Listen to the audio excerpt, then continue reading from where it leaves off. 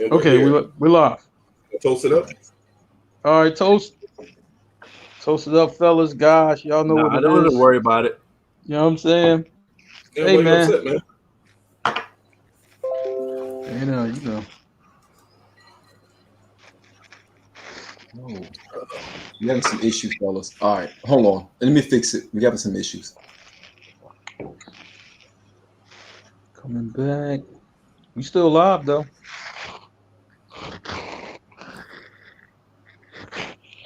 Um, all right, while we waiting and still live, you know what I'm saying, Sixers kicking ass again.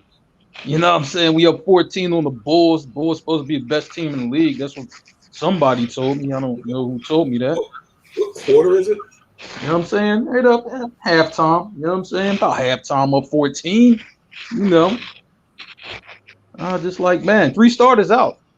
We still up 14. You know what I'm saying, man? And we like, hey, it's like the second or third week of the season, man. Calm down a little Yeah, bit. I know, but three starters out though. You know what I'm saying? I'm like, I don't know if other teams is pulling that off. I But don't know if not, they're hey, doing that right.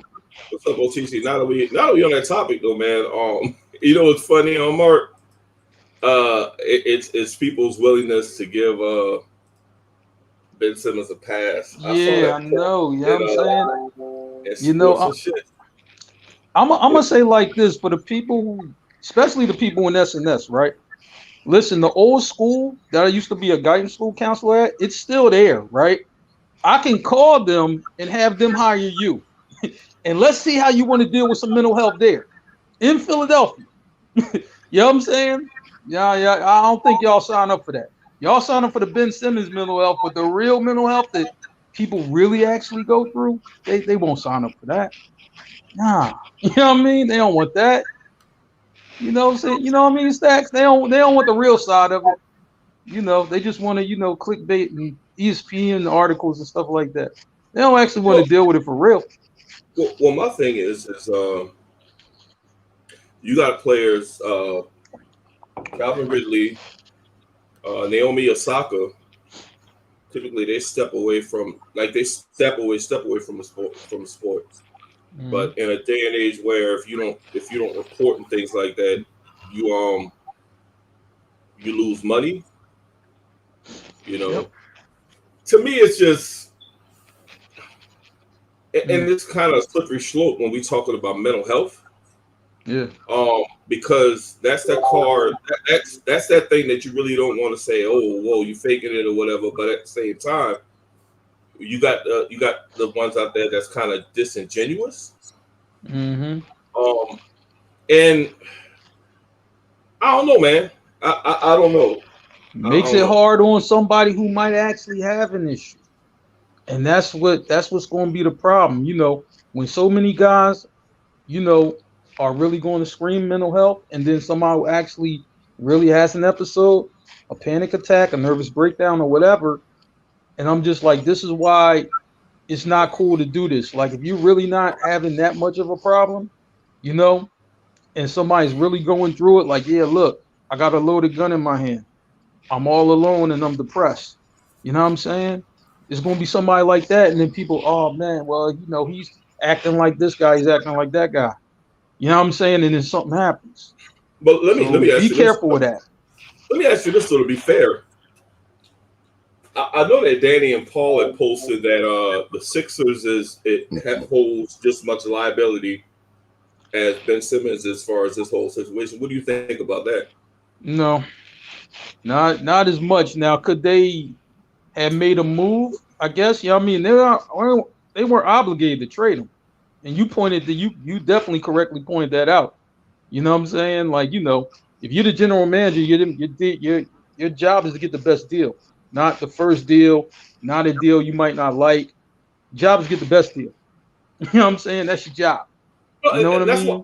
that's why I mentioned that, Mark, because it's almost as if, well, we're blaming Philly because they should have traded him.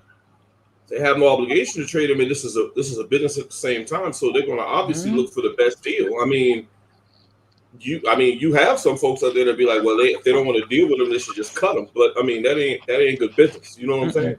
Nope. You know what I'm saying? I was just like, man, I was just like, look, we're gonna see how long it goes on, but obviously, it's early in the season, but the team, not having too many problems, with him not being there, they still able to play, still able to compete. So I was just like, we'll just kind of see how it goes, man. I'm pretty much gonna be done talking about it, you know what I'm saying?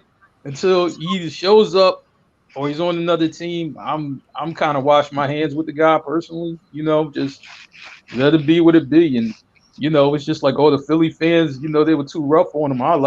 I think we were very nice to him, to be honest, for a lot of years. I've seen a lot worse, heard a lot worse about your favorite athletes, your favorite rappers, you know what I'm saying, being in this city, and it really went left. And it ain't went left for Ben. Ben never been punked out here in public.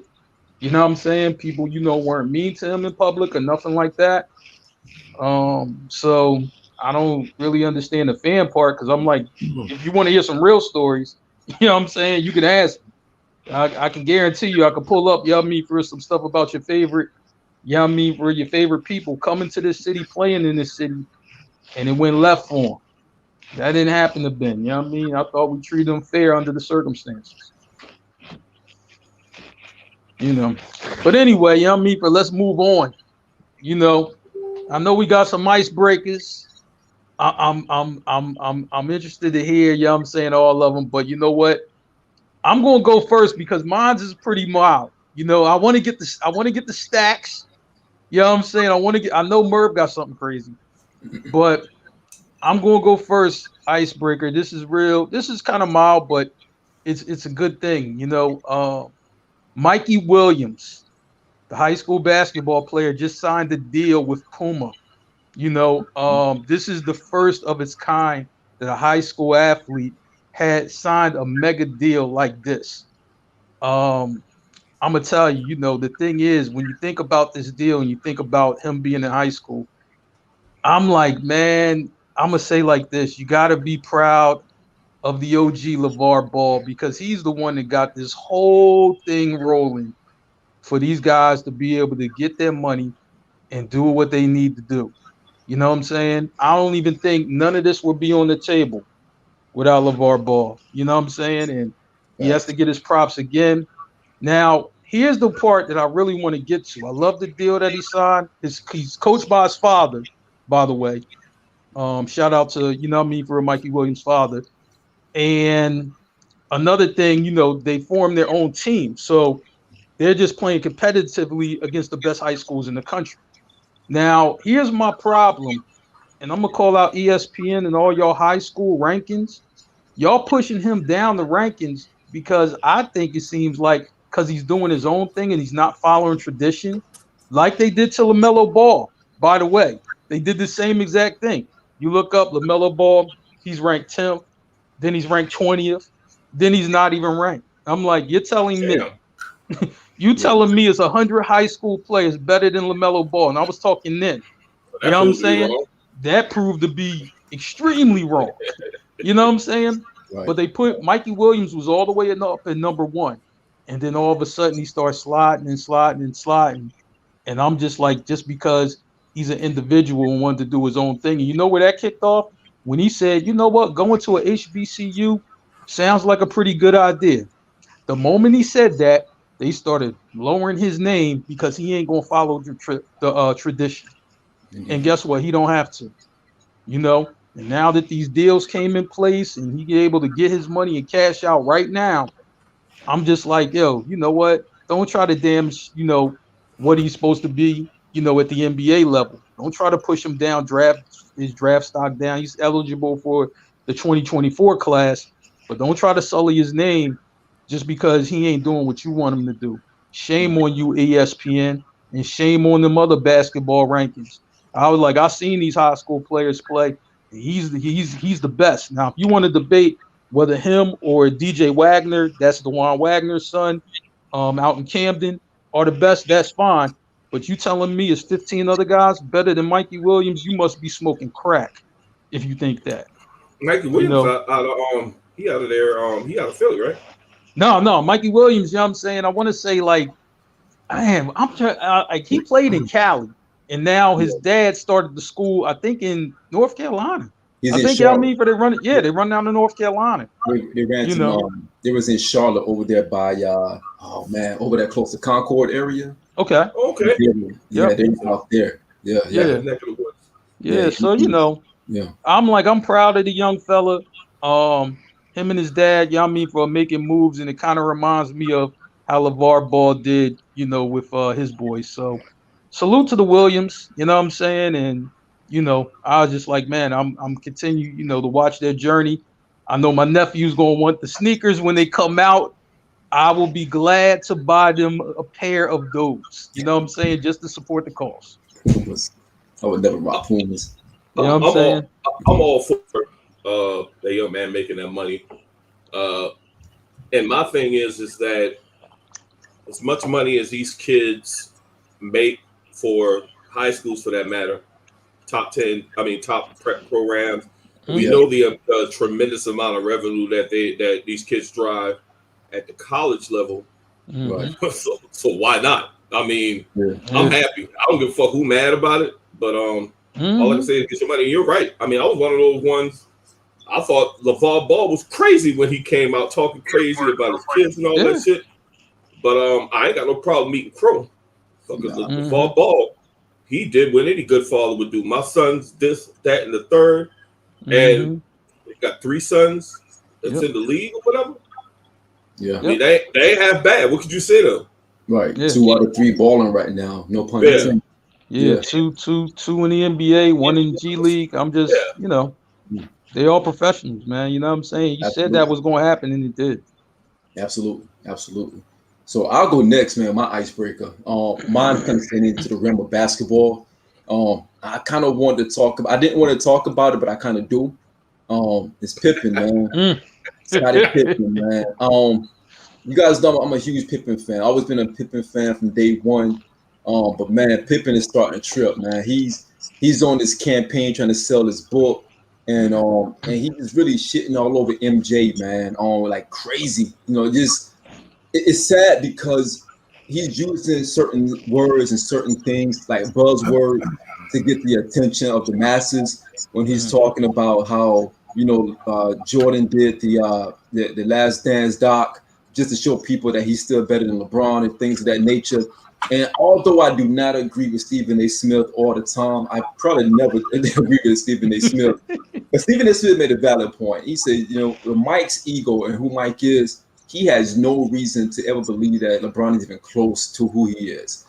And he would never even sign off on doing a documentary of himself if that was, him trying to sell himself to be better than LeBron. Because he doesn't see LeBron as an equal or even anyone close to testing his legacy. The people out there, the fans out there are the ones who create this argument about LeBron and Mike, which is there's really no race, to be quite honest. If you really break it down to brass, there's really no debate. There's really no argument. It's just the fans who have their pick, and it's okay for a fan to have their pick. They like who they want to like, but technically there's really no argument. But Pip threw that out there as if throwing slight to Mike, as if Mike's ego is just that big that he wants to do the Last Dance and shitting on Mike for no reason at this point. And we all watched the documentary and we all loved the documentary. We all lived through that documentary when that stuff was going on. We remember what Jordan had to deal with. We remember how Pip was really a good Robin. He was the definition of the Robin to someone's Batman. He was the first. And during the era where they were like not really super teams, but they were really solid teams. When you had a starting 5, you had a true starting 5. The Boston Celtics had a true starting 5. The Detroit Pistons, a true starting 5. The Knicks, true starting 5. The Bulls never had a true starting 5. They had a rotation of a bunch of role players, and then Michael Jordan was at the center of that, and Pip was a great sidekick to him. And now Pip is at a point where he's attacking Mike because he's embarrassed by some of the things that were displayed in The Last Dance, where he should be embarrassed by Future scooping up his wife. You know what I mean? So he's focusing on the wrong things, man. He's focusing negative energy on the wrong stuff when he should really be talking about how he's going to get back at Future for getting at his wife, man.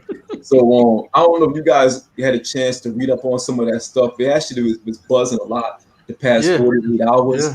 But it's starting to become sickening, man. I'm disappointed in Pip. I'm a big Pip fan, and I hate to see this. I really hate to see this because not only is he shitting on Mike, he was talking about Phil being racist. He was talking about Paxson. He was talking about Tony Kukoc. He's talking about everybody, but he's not pointing the blame at himself in the things that he's done to knock up the cause for the Bulls to win what they was winning. So putting that surgery off, he didn't bring putting that surgery off. He didn't put that up. He didn't bring that up in his book. Right. You know what he did bring up though that I thought was kind of foul, and I don't know if he did it because he had to get off his chest, but he said now he looking back at it, he kind of had an excerpt. He kind of regrets not reaching out to Mike when Mike's father passed away, and that tells you where that dude's head is at, man. Like you would never think all these years, you know, again, growing up, being, you know, watching the dynasty of the Bulls and watching Mike and Pip on the court. You know, you remember when Pip was grabbing Mike off the court. Mike had the flu game when he was really sick, and Pip kind of holding him to get him off the court. You would never think during that whole time Pip was really jealous of not getting that shine that he thought that he should have been getting, playing alongside the best player who ever played the game. And for him to even put in his book that he regrets not reaching out to Mike when Mike's father passed away, I don't think Mike's going to forgive him for that, man. Like I think whatever opportunity they had to salvage things, although this book is coming out really soon and Pip really trying to sell this book, I think that he probably put a nail in that opportunity for them to be able to reconciliation, because I can't see it happening, man.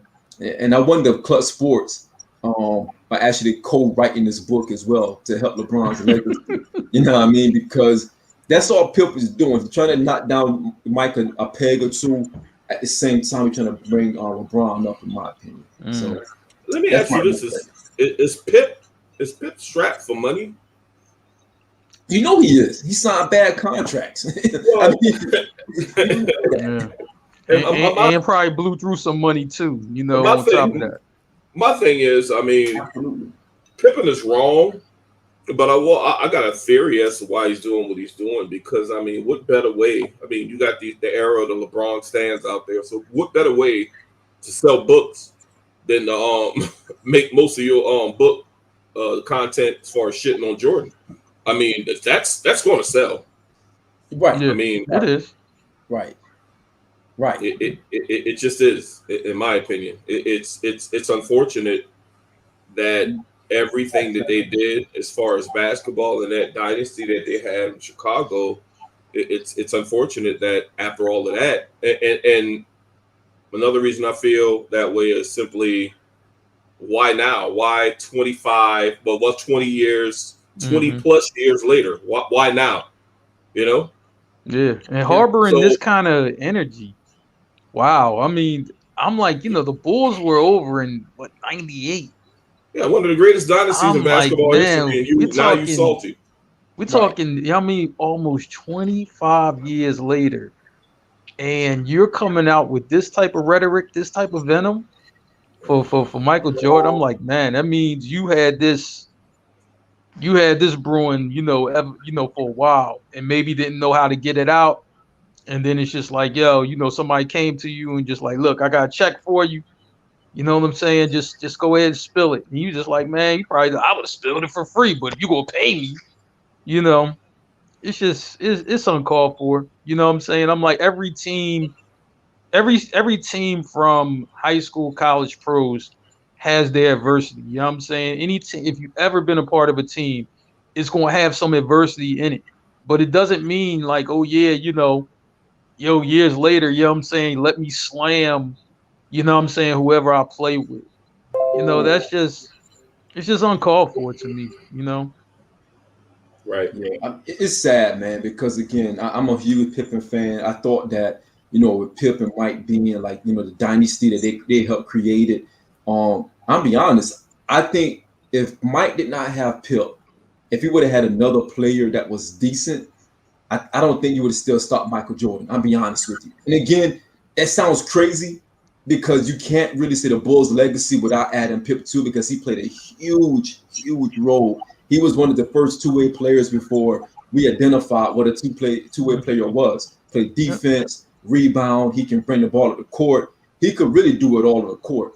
But let's not act like Mike didn't help Pip develop as well as a player. He definitely developed as he did. Right. He helped all of those guys. I mean, they were getting destroyed by the Pistons. And Pip being like a very quiet type of player on the court, didn't really have much fire in him. You watch those games against the Pistons, man. They were throwing Pip all over the place, kicking him, hitting him against the head, everything. And Mike was the first one. Like, yo, we need to get in the weight room and get right. We all know that story. So it's hard for me to like process what Pip is trying to get from here.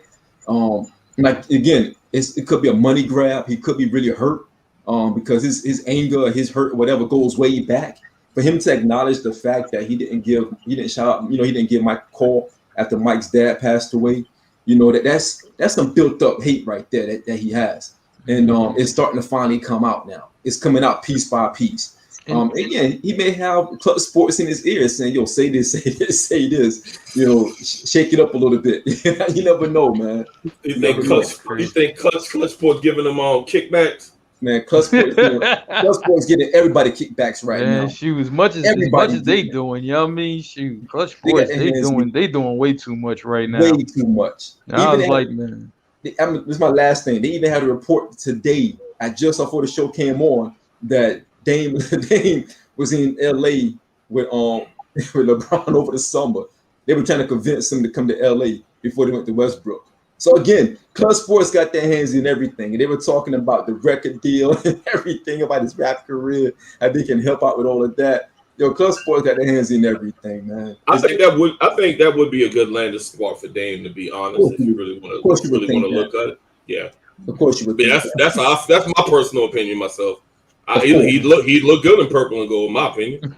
Absolutely, of course. Yeah. So that's all I got for my icebreaker, fellas. Yeah. All right. Hey, who's going next? Hey, Merv.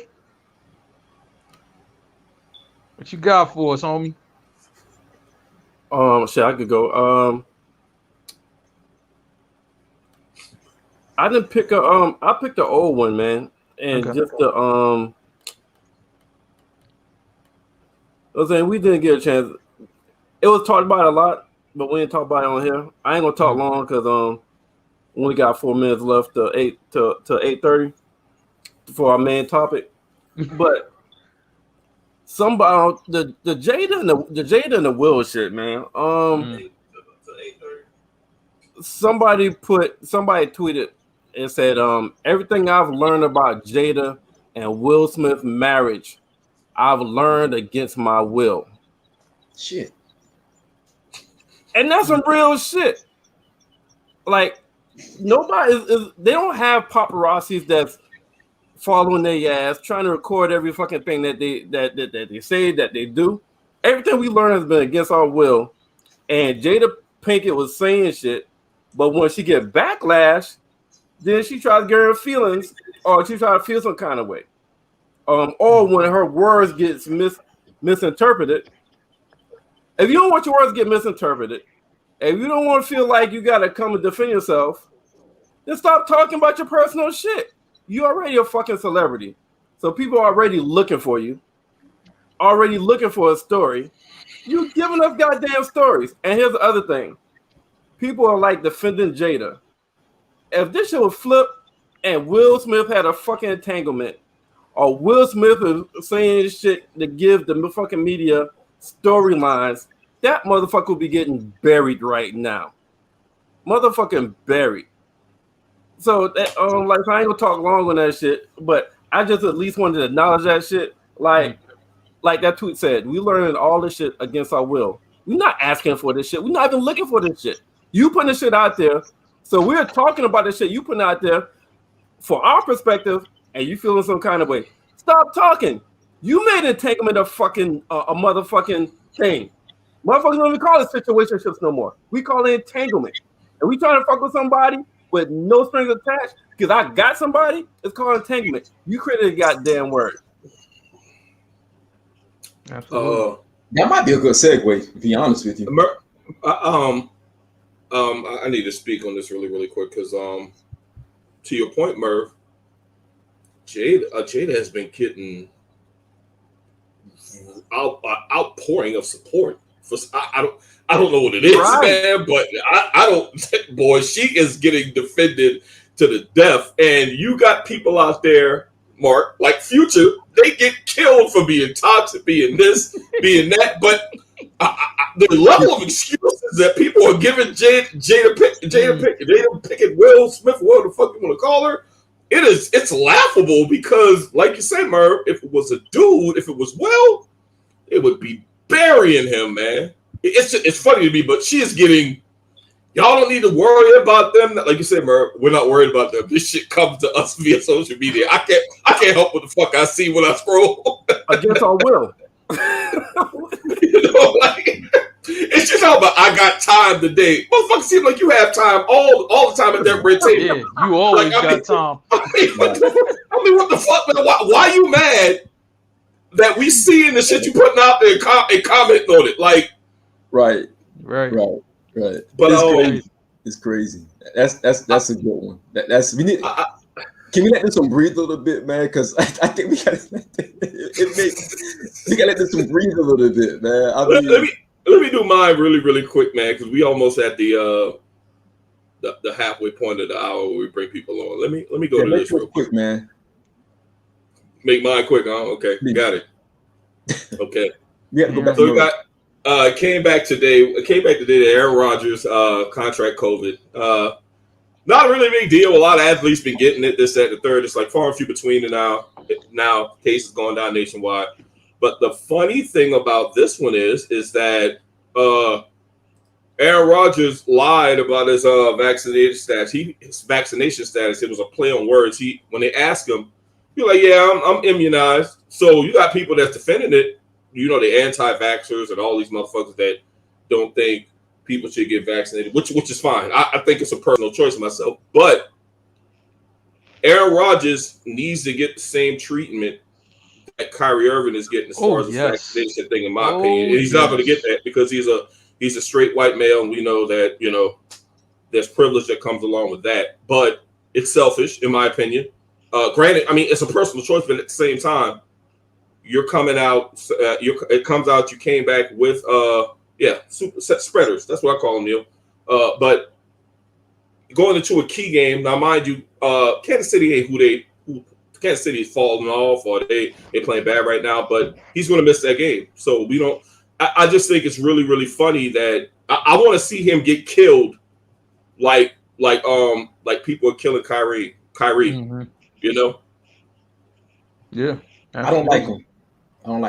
So I hope this is him for about the rest of the season. Honestly, you a Cowboys fan, so you. No, I don't like him. I like him as a man. I like him as a person. I don't like him as a person. So yeah, but Aaron Rodgers gets suspended, hopefully, and yeah, you're right, Stacks. Can we go back to Jada? What? Can we go back to Jada, please? All right. What about it? I just want to go back to that. I think we know Aaron Rodgers is a piece of shit. I think we all acknowledge that he lied. Let's go. Can we go back to Jada, please? I think the Jada situation sets up so much of our main topic for tonight. I just really think it sets it up because Jada been lying to us for years, lying to y'all for years, like for years. Oh, so she ain't been lying to you too? She lying to you too, nigga. You believe that shit? When J. Cole said, I want that Will and Jada love, Merv like, man, I feel that. I want that too. Oh, Merv a fan. Merv is a Jason Lyric fan like a motherfucker too. Yeah, even Bad Boys as well. That's not Jason Lyric Jada. That's not Lyric. Nigga, don't do that. Don't do that. That's the same. That's not Lyric. I'm trying to but when Jada came out with the entanglement, Merv was shocked. Like, I can't even believe it. You know what I'm saying? Not her. So you throwing her away because of the? Come on, man. That was your homegirl, Merv. She used to date Tupac and all that stuff. Hey, you got some funny memes out there. Like they see why Tupac. They say Tupac died to get away from her. Something like that. Yeah, that's what it said. Somebody said, let them find out that Will had something to do with Tupac murder. Like, right. Yo, that's foul, man. You know what I'm saying? Man, Philly, stand up, man. I want her to get the fucking Future treatment. And she's not going to get it. Yeah, That's what I want her to get. yeah. Merv, it's so bad. Future tweeted, said he want to hang with her. Yeah. How toxic? Like, yo, Yo, if you are a chick and Future is tweeting you like, "Hey, we got something in common. We need to link up." You got fucked up. Yeah. I mean, it's just that simple. Seriously. right. I'm trying to tell you, you know, like people out there, if you want to, Right. you know, Will she exhibit, get you a know, hall pass? Several. all the male toxic shit, just go to your Instagram, type in Hoodville. You know what I mean? You got all the toxic shit on there. Right. I visit it every day. I have to look at Hoodville every day. Of course You know what do. I'm saying? Because there's always some mess going on in Future. You know what I mean? Is preaching the word of toxicity. You know what I'm saying? Y'all seen the pic with the Jackson, the Derek Jackson dude with Jada face on him and Will faces on his wife. It's, you know what I mean? Crazy, man. Dude. I'm like, man, you know, I seen a pic of Jada, she's like Thanos. You know what I'm saying?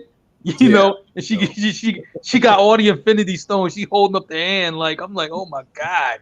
You know what I'm saying? Jada's definitely the leader of that household. Oh yeah. Well, shoot, I think a lot of people knew that though. When they got together, I think people figured that out pretty quick. You know what I'm saying? I tell you. Like she be talking like she's the leader of the house, and when I look at them, I see like the old school, you know, with the Ray Charles and the Temptations. I see a 1970s marriage, but instead of Ray Charles, it's Jada Pinkett. You know what I'm saying? Because Will Smith looked like he's about to cry on the table talk after the goddamn entanglement shit came out. Hey, when that entanglement shit came out, I would have flipped all that red table would have flipped the fuck over once you tell me it was a fucking entanglement. Fuck that. Will play himself on that one. The camera crew had to jump on. Yeah. The camera crew had to jump on. Right. Hey, but hold on. It's one thing we're leaving out. Here's the thing, right? She didn't have entanglement with a damn stranger that she had to go to a hotel or spend money out of town or to travel. This was a nigga that they let move in the goddamn house to help him out. Right. She walked her ass down the hallway and called that shit entanglement. Her son's friend. You know who you are, Jada? You're Bobby Womack, the lady version. God damn, Murph. Wait a minute. That's You know what? And you know That's what? fair, though. You know what's crazy? That's kind of fair, though, Sean. That's the screen. I'm sorry I'm in love with your woman. But listen, Bobby Womack was a piece of shit. but wait a minute. But you know what's crazy? Yeah, and she'll be on our Dirty Mac segment, you know what I mean, for real soon. You know what I'm saying? But yo, seriously though, but you know what's crazy, you know what I mean, for with the Jada thing that people really, you know, kind of swept under the rug, because I guess it's her. August Alsina, you know what I mean, for has mental health issues. Right. He actually admitted it. He actually, you know what I mean, goes to a therapist and takes medication for it, right? So that doesn't help. He got mental. No. But when did he have it? I bet he had it after he was fucking Jada. He had it before. You know what I mean? Because hey, we don't steal my joy. It got worse after fucking Jada. We put this blame on Jada. Goddammit. Absolutely. You know what I'm saying? It got worse. Jada got to take some blame for that mental fucked upness. August, I agree, Merv. August Alsina is definitely the victim in this whole thing. I agree. He is. Yeah, he is. They trying to make it sound like Jada's the victim. No. Wow. She took advantage of his mental health. Hold up. A female says, why when a woman is comfortable with her sexuality and speaks up, then she got to be made the victim and talked about. You can't be serious, man. That's the point. I don't respond to shit like that, man, because I can't. Somebody posted that and defending Jada. Oh yeah. You know what I mean? You know, but this is what happens though, man. You know what I'm saying? I mean, when a woman is toxic, she's gonna have a great defense team. I remember posting when Cardi B said she used to rob guys, you know what I'm saying, from the strip club. You know what I'm saying? Yeah. Well, oh my goodness, Cardi has a defense of life. You know what I'm saying? Like, that's okay.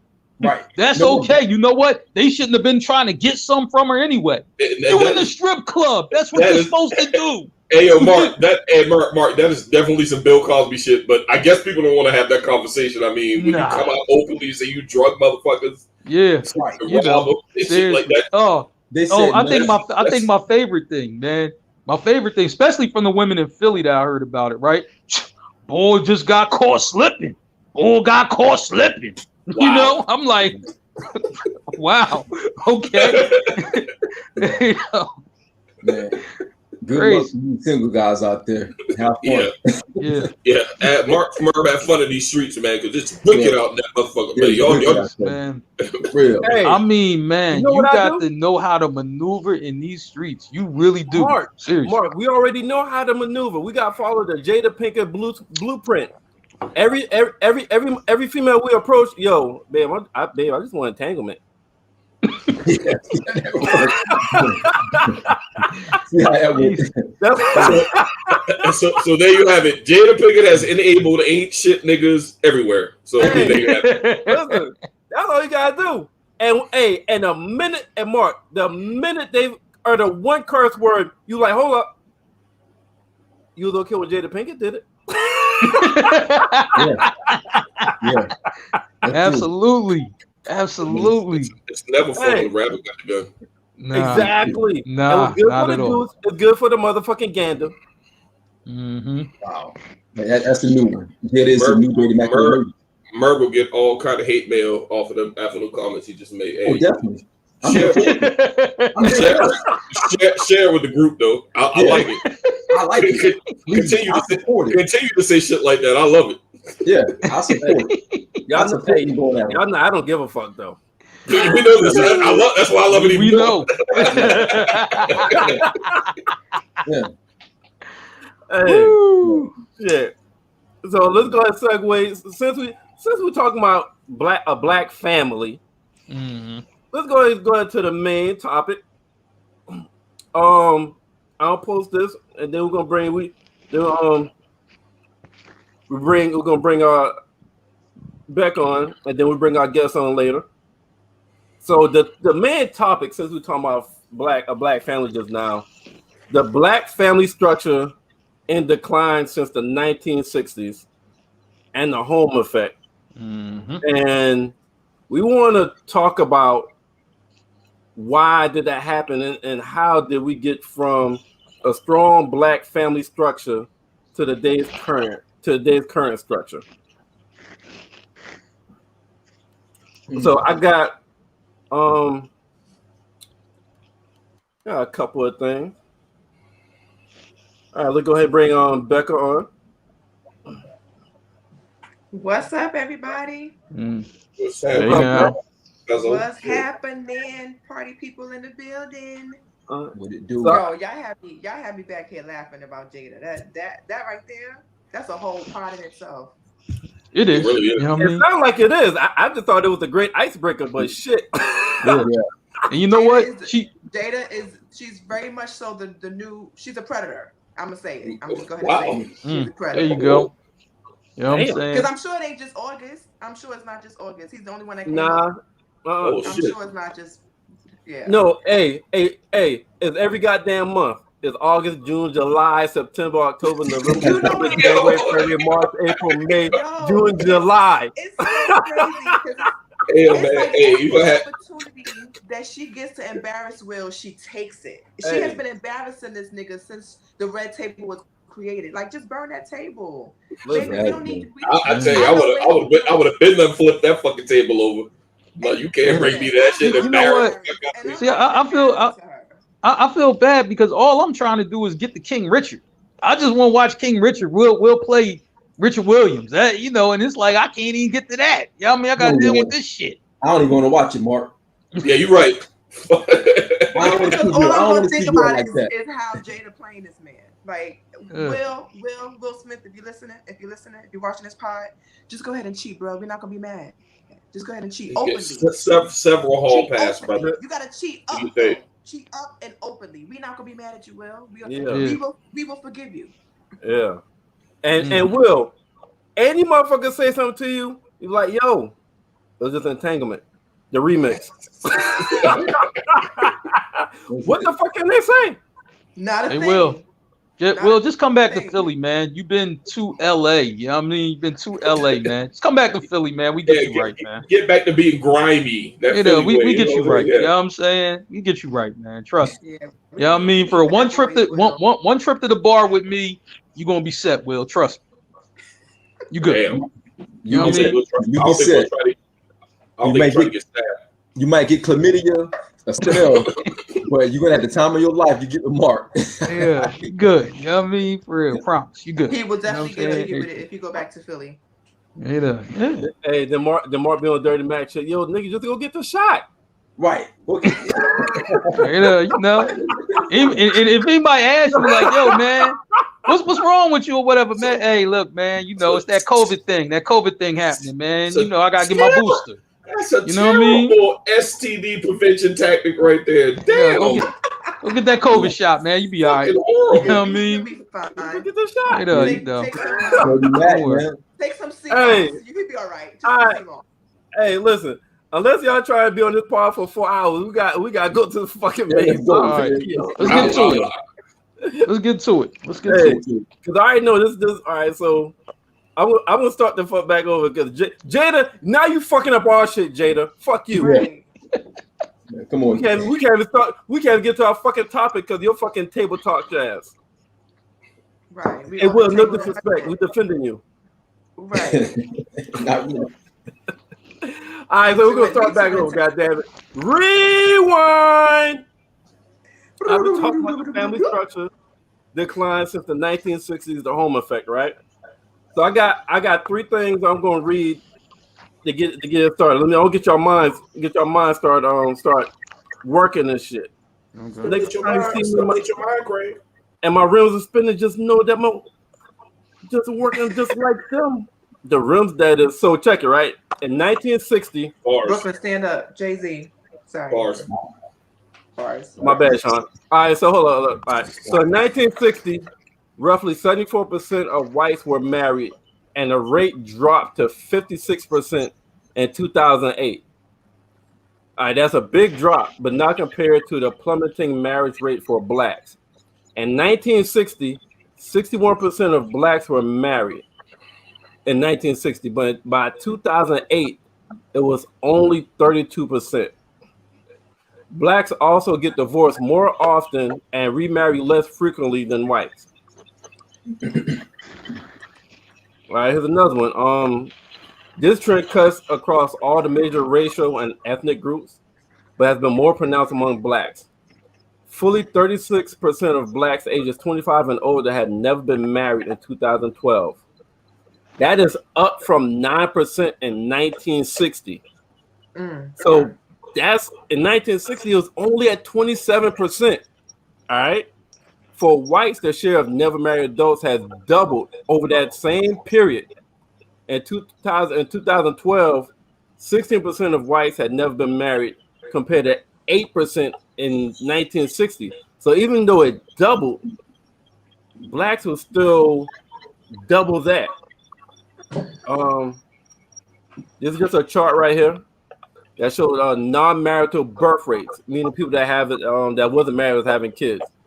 So the if you look from 1940 to 1970 as a blue line, it says non-white, but it means blacks. And then the dark blue was Native American, and then the red was white. So blacks started off was already higher, with only like a 10% difference. But from 1940 to 1960 to 1970, when they started calling us blacks, we have increased more than any other race as far as like having birth out of wedlock. Mm-hmm. And then this right here shows a percentage of U.S. women who are currently married, but spouse present, spouse present by year. All right, this is currently married. So the blacks is in the solid black line. And if you look at 1930, we was already at the bottom, and the amount of people that was married decreased from 1930 to 2012 has decreased more than any other race. All right, so I got more, but those are for talking points. If we hit any standstill, okay. So, Okay. so the topic Those is numbers are no shock. what happened. What's happening with the black families? The structure of, because back then you think about Martin Luther King. It was two parent household with the black families, and the kids was a strong family structure. To now, on what's considered a black family now is a single mom and kids. I'm gonna tell you a quick story. I was coaching football in Lexington Middle School. I was defensive coordinator, and I was the only black coach on the team. So a lot of the black players, they were drawn to me because the Lexington, is a majority white area. So we had Parents' Day, okay, and one of the coaches asked one of our seventh grade black players, like, are your parents coming? And this came out a seventh grade black young man. He said, "My parents? No, just my mom coming." In the black family, your parents is your mom. In a white family, your parents is your mom and your dad. Hold on, Merv. He said that to you verbatim. He didn't say that to me. One of the other people on the team asked him, was his parents coming? I was just there and I heard it, and that was verbatim. That was verbatim, and this was in 2011. Mm-hmm. Damn, 10 years ago. It was in 2011. And somebody said that out loud? A seventh grade black boy in seventh grade, a middle schooler. That's sad. That's sad, but when that's all you see, I mean, shit. Yeah. Yeah. Perception is reality. But why? So the topic is why in 1960s we had a two-parent strong family unit to now it just seemed like it's single-parent household, single moms and kids. Why is that? Why has it gone to that? Number of reasons, but I think the first reason would be mass incarceration. Yep, I was gonna say that. The United States of America is the most overly policed, and we got some, as far as per capita. I don't know the numbers, but I know we are the most in prison on the planet based on per they do the per capita type deals. But I think it begins with mass incarceration. That started. Anybody ever seen 13? It goes back to that, the Netflix special about mass incarceration. The incarceration rates have raised so much, and so many things started to be criminalized. During the after Reconstruction, leading up to the Civil Rights era and all that stuff. So many things were criminalized. So a lot of the black fathers, in particular, were being incarcerated. So they're separated from their families. The whole family dynamic is thrown out of whack. And I think that's one of the sticking points. That's one of the places where it started, in my opinion. Yeah. Shoot, you know what? I'm gonna say like this. I agree, but I think personally though, at least from watching some different documentaries and talking to some different people, I think it's when they started taking the factories out of the cities, the urban areas, right? Because that's where if you ever for anybody still has their grandparents, or for somebody who has their grandparents, they'll tell you oh yeah, I worked at Ford Motor Company, as soon as I got out of high school, I worked at the steel mill and whatever, right?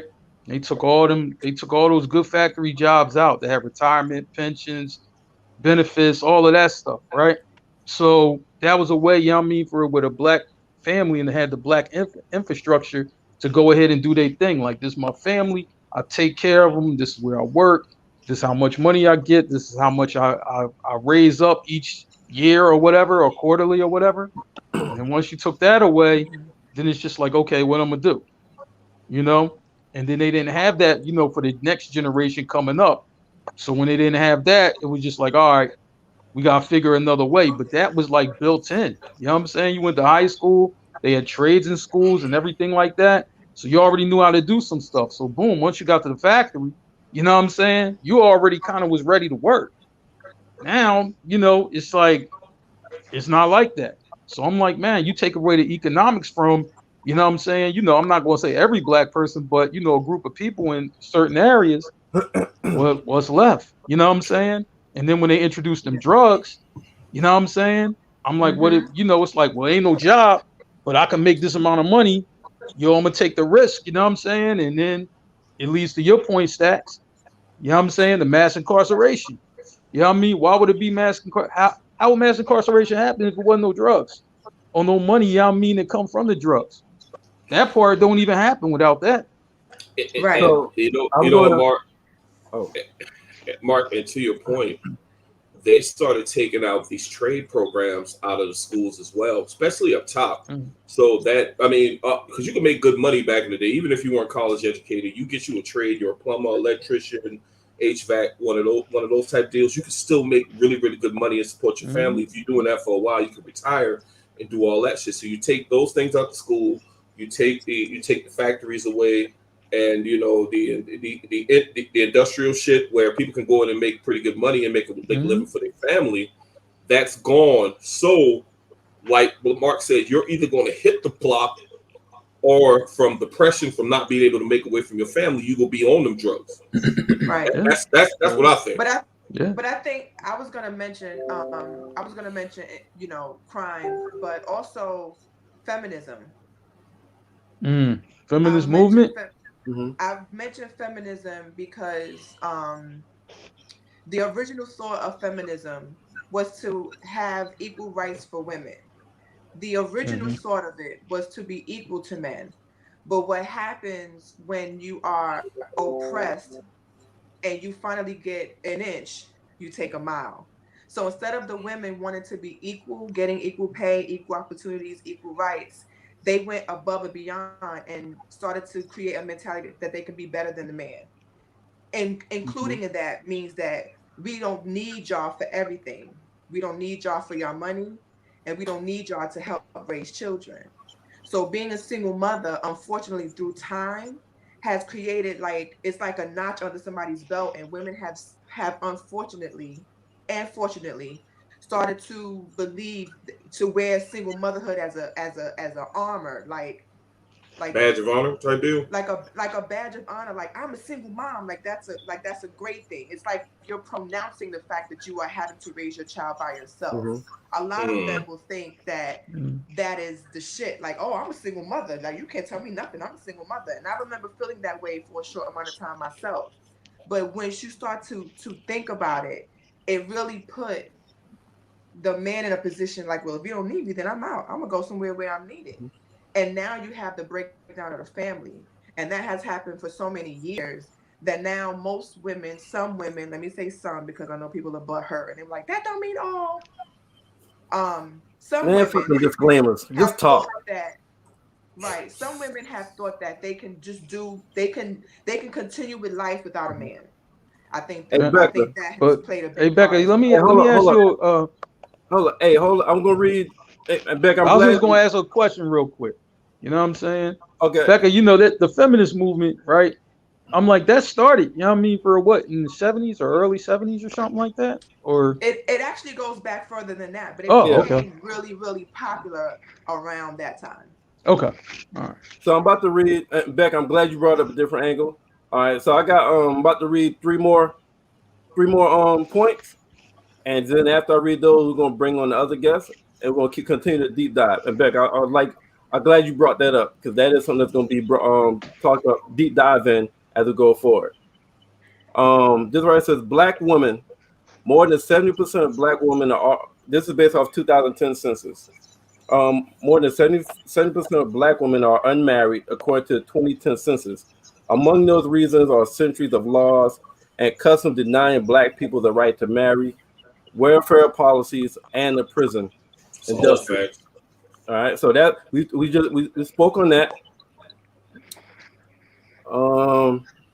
This is where I talk about divorce rate. Caucasian American fall in the middle of 38% white women and 36% of white men going through divorce at least once in their life.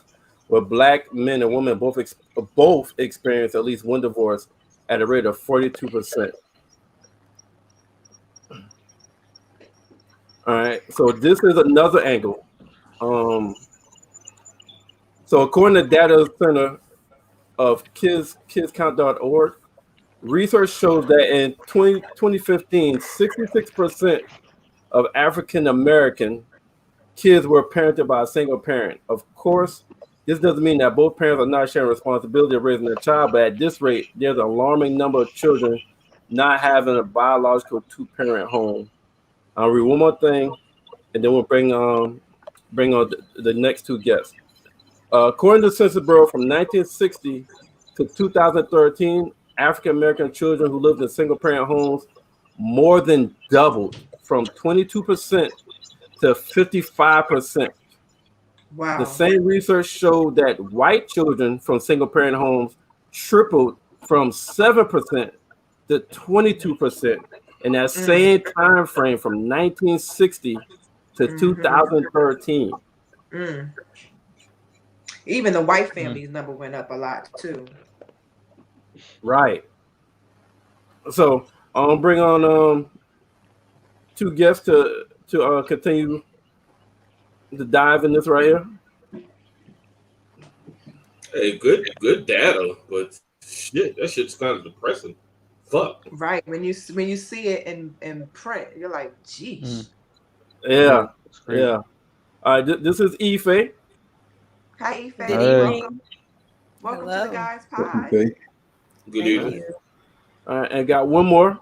I think it's Stacks homeboy. Trey, your homeboy Stacks. You damn right, that's my homeboy. Shit. Okay. Damn right. What's going on, my guy? Evening. How y'all doing? Wow, shit. Greetings, Mr. That's unfortunate. My guy. All right. So have y'all been? Welcome to the pod. I'm gonna go ahead and dive in because it's 7 of us, and I'm just moderating, letting y'all talk. But I know people are gonna want to get their points across. So, Ife, is there anything that you want to speak on real quick from what we talked about, or you want me to continue and bring up some new stuff? Go ahead and continue. Okay. Trey, you got anything? Because Trey couldn't even hold it. Trey was typing the goddamn comments, and he was about to come on in like 2 minutes. I'm That's like, damn, you can't even hold that shit. That's how we do. Yeah. First and foremost, I fully agree with what Becca had to say. A lot of people don't bring in the fact that not so much the original feminist movement, but the bastardization that happened somewhere between 78 and 83 when their message of we want to be considered equals to men versus what it then evolved into, which is the typical down with the patriarchy, we are better than men, things of that nature.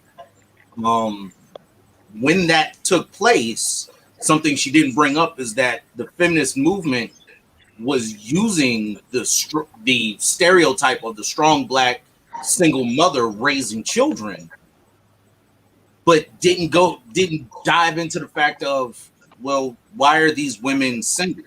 Why are these women not married? Why are the fathers of these children not available? Because they busy on chain gangs. They busy doing time. They never brought up that fact, but they did end up using, in my personal opinion, a manipulating way, using the stereotype of the strong black single mother to try to further their cause. And I think in the early 80s, probably 82 to 88, the feminist movement ended up moving a lot of weight, we'll say, just by saying black women have been doing this for decades and they've been doing it all on their own. So they don't need men. Why do you? And I think there's a lot of different reasons that it ended up, and I'll I'll voice those as they go. But I got several slides that I'm going to read it and want y'all to respond to. Aoife, did you have something? Look like you was about to say something. Yes, those dates that Trey mentioned are very important. Something was taking place between 78 and 83, and it wasn't just the feminist movement that was deteriorating our families. There was also government policies with the welfare system were taking place at that time, but also there were policies that money was going into programs to separate Black families. Absolutely. So they were actually making cuts to the welfare system, but giving money to programs that would adopt Black children or remove Black children from the homes.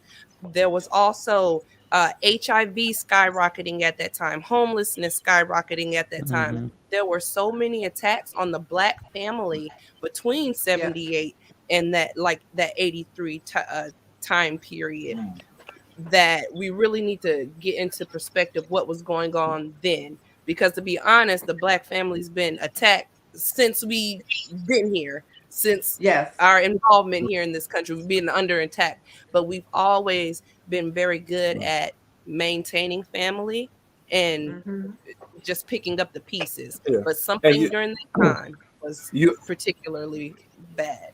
That's very accurate. We have always been on attack, and it's crazy because during slavery, after slavery, and the Jim Crow laws, Martin Luther King, the Civil Rights Movement, we've been under much severe attack, but we held it together a lot more than the last 20, 30 years. When it's not as severe, it's more like psychological, mental, and bylaws where we can't see it. It's harder to see now. Back then, we was able to see it where we could stand together. You know what I'm saying? So that's very accurate. Damn, and that's y'all saying what 76? We didn't even get in the Reaganomics in the Reagan era because that just turn that shit to a whole nother fucking level. But I digress. 78 to 83, the time that Ife was talking about was the initial buildup of the project mentality. Right. A lot of Black community ended up getting put together, and the concepts of community came back to the Black family. I think that was the third time in that timeline that they came back. But unfortunately, it was pretty much to corral us into one place as the drug epidemic started sweeping in, getting pumped in by the government. Definitely by design. I want to add something to what Trey just said, because everyone making great points. And thank you all for tuning in tonight to the show. Thank you all out there, Facebook. Thank you everybody on YouTube. Our supports on the front end and the back end. Thank you all for tuning into the show tonight. This is a very good topic that we wanted to dive into. But everyone made a very valid point on every aspect of the different attacks. If we have to look at the timelines, you have to acknowledge the evolution of how those attacks were made, right? We talked about the Jim Crow era. We talked about the 80s, the Reaganomic era. And we're talking about now where things became a little bit more desensitized, and it became more of a classical conditioning. Because if you guys go back to the old TV shows, right, the Cosby Show, apart from the fact that what Bill Cosby did, Family Matters, the concept of the Cosby Show, concept of Family Matters, even the concept of Gina and Martin, their relationship, even Good Times, Good Times, during the struggle. Right, during that time, during those moments, even shows like Saffron and Son, those shows always had a message where it showed how we were strong. It showed us being intelligent. It showed us being in a situation where we were building community. And then there was an evolution in TV where we started being shown as being ratchet. We started showing as being argumentative. We started showing, and again, I'm not a big Tyler Perry fan. Not bashing anyone who is, but a lot of Tyler Perry is big on the Black community.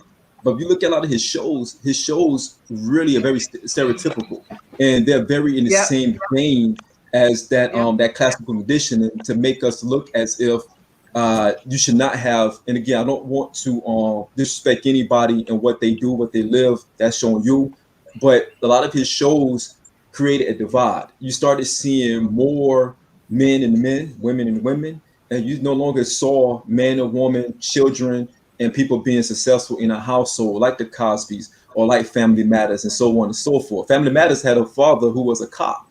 You know what I mean? Black father is a cop. Bill Cosby was a doctor. Claire was, I think she was a lawyer, right? Lawyer. So it gave us, our generation, because we're all around the same age, I would have to assume, it gave our generation opportunity to say we can be that or we can be this. This new generation, what we're and 227 showed a hardworking family. Even on the jump, moving on up, that was showing a hardworking family, right? But now we don't have those. We don't have those. Yeah. We don't have those shows anymore. They are replaced by the Tyler Perry shows. The have and the have-nots, stuff like that. Love and hip hop and reality shit. Yeah, right. And we have the reality TV things of that nature that shows a light of a microscope, right? Like Trey said, the projects. The whole concept of project was to put people in the projects because they are a project. Black people are a project to us. We're going to put them here and allow them to cannibalize each other. We're going to put them here and allow them to self-implode because there's nothing else that they can do. They have to lean on the drugs. They have to lean on welfare. They have to lean on all of these things because we took away everything else. We took the factories out. They can't lean on that anymore. Go back and look at Tulsa. What happened in Tulsa? They took away everything that was actually built so you can start figuring out how to survive. And only to give you a way to survive. Right. And they start planting these objects inside the projects for you to have to survive the only way you know how to. So now it strips away the fabric of what Black community looks like and what the Black family looks like. Because now, in my last point, now we're starting to glamorize other things as opposed to glamorizing what a true family structure should look like. It doesn't look good no more. And it's okay because now people feel like, yo, that's the new norm. That's how things should supposed to be in this day and age. And that's not how it is because now we're moving so far away from our roots, moving so far away from our ancestors and our grandfathers, our grandmothers, to now we in a whole different la-la land about what relationship and what community looks like. But you know what, Sean, just to bring up a quick point, this is a conversation that was mentioned recently while everybody was dealing with the Bill Cosby situation. Like you had mentioned about the Cosby shows and how we saw a doctor and a lawyer together in a family, whatever. But a more updated recent conversation of that is, although that was good to see on TV, that was not realistic. It was something to aspire to, but a lot of people looked at the Cosby Show and it was like, it's cool on TV, but that's not real life. You're not going to see a doctor and a lawyer put together in a family. A lot of people now, this is not the understanding when the show was on TV, because we all watched it and was like, this is amazing to see this, because we haven't actually saw this. So that gave us something to aspire to. But the new generation in regards to the Cosby Show, they can't relate because they don't see that as realistic. They don't see it possible that a doctor and a lawyer could be in a family and raise a children. Becca, they don't see that. And I see what you're saying, Becca, but for the new generation, that's absolutely true. But yeah, back in the day, on Thursdays at 8:00, I did not miss the Cosby Show. I thought that was the standard as far as what we could be. And fortunately, we watched it with my parents. So I mean, and the thing is, we don't have shows like that anymore, where you can see where the younger generation can see what an ideal family looks like. And and this is not to leave nobody out. I'm all about inclusion and all that stuff. But you can include along with, hey, this is still here too. This is still a thing that we're doing. You know what I'm saying? Man, I'm gonna tell you one thing though. Sometimes you got to point out, particularly when you're talking, some of these young folks, right? And I remember having a conversation, about the reality TV, and I get it. I'm saying, reality TV is entertainment, but with with their minds, because I mean they're young, impressionable, you know what I'm saying? And I'm pointing out to, you know, one of these Love and Hip Hops or whatever, right? And I'm like, you know, that's when the cameras are rolling, right? So they get a check, you know what I mean, for to go and fight and all of that. I'm like, if you seen these people and there wasn't no camera around, they're not fighting. I mean, it's like kind of like wrestling. You know what I'm saying? I'm like, you know, when we were kids, you know what I mean, watch wrestling or whatever, right? Yo, in the ring, you know, you see it on TV, they hate each other. But outside the ring, it's not like that. They're probably best friends. You know what I'm saying? Right. So I'm like, that's what reality TV is really. But, you know, some kids think it's real. And then you just like, oh, yeah, well, I don't like such and such who stay across the street. We going to fight and then, you know, get the phone out. Everybody's recording. Everybody's Right. fighting or whatever. You But know, I'm just like, yo, I think reality that's, TV is not that. They don't do that when the cameras ain't rolling. They do that for a check. Right. They set up the storyline right. and all Right. of that. It's not a real thing. But I think, you know, some of you, I mean, for the younger generation, kind of take it like it is a real thing. You know what I mean? They doing it on TV. We That's doing what it here they see. in real life. You know what I'm saying? But, Okay, you know, brother. sometimes you got to explain it to them like that's not real. So I'm gonna say something real quick because I want to respond to Becca and Stacks. I'm gonna bring my other guests. I'm gonna bring my other guests on, and then I'm gonna read three more slides. So when you said that, yeah, you know why Cosby Show first aired in what, 84? That was, anybody know? Was that? I don't know, but every Thursday at 8 o'clock, and then different world right after that. But I'm talking about what year? It was in the early 80s, right? I don't need exact, but it was about early 80s, I think, from like 1984. 84. Okay, so Mm-hmm. we didn't look at that as it couldn't be possible, because during that time we still had a good amount of two-parent households. Okay, so we looked at it as possible because we still saw two-parent households in the Black community.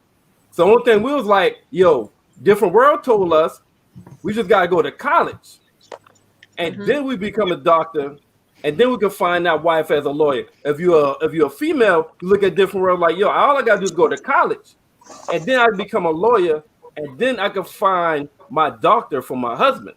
Reason why people today is saying that's not realistic, because in the day's time, the two-parent household amongst Black communities is damn near fucking non-existent.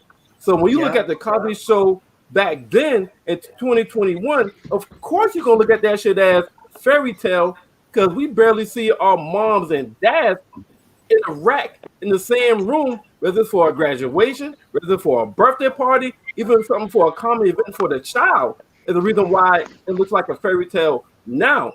And that's disappointing, because it's really not a fairy tale. So it's very much possible. It's just not the norm. Now, Merv, would you say that that's because in the hold breakdown? on, Trey. Before we start, Okay. I'm bringing someone else on. Sean, upgrade guys to handle 10 people, right? Yeah, we should be good. If not, I'll drop off. Well, shit, we'll find out. We'll find that out. Ain't no anybody no drop off. Ain't no drop off. Stay your ass here. We looking like the Brady Bunch out this bitch right now. But, you know, hey, that mean we look like a family. God damn it. I'm Cindy. Your family, your fam. Oh, there it goes. Hi, Brady Bunch. Didn't I tell that motherfucker Sean not to leave? So damn hard headed. All right, so I got 3 more slides. I got 3 more slides to read.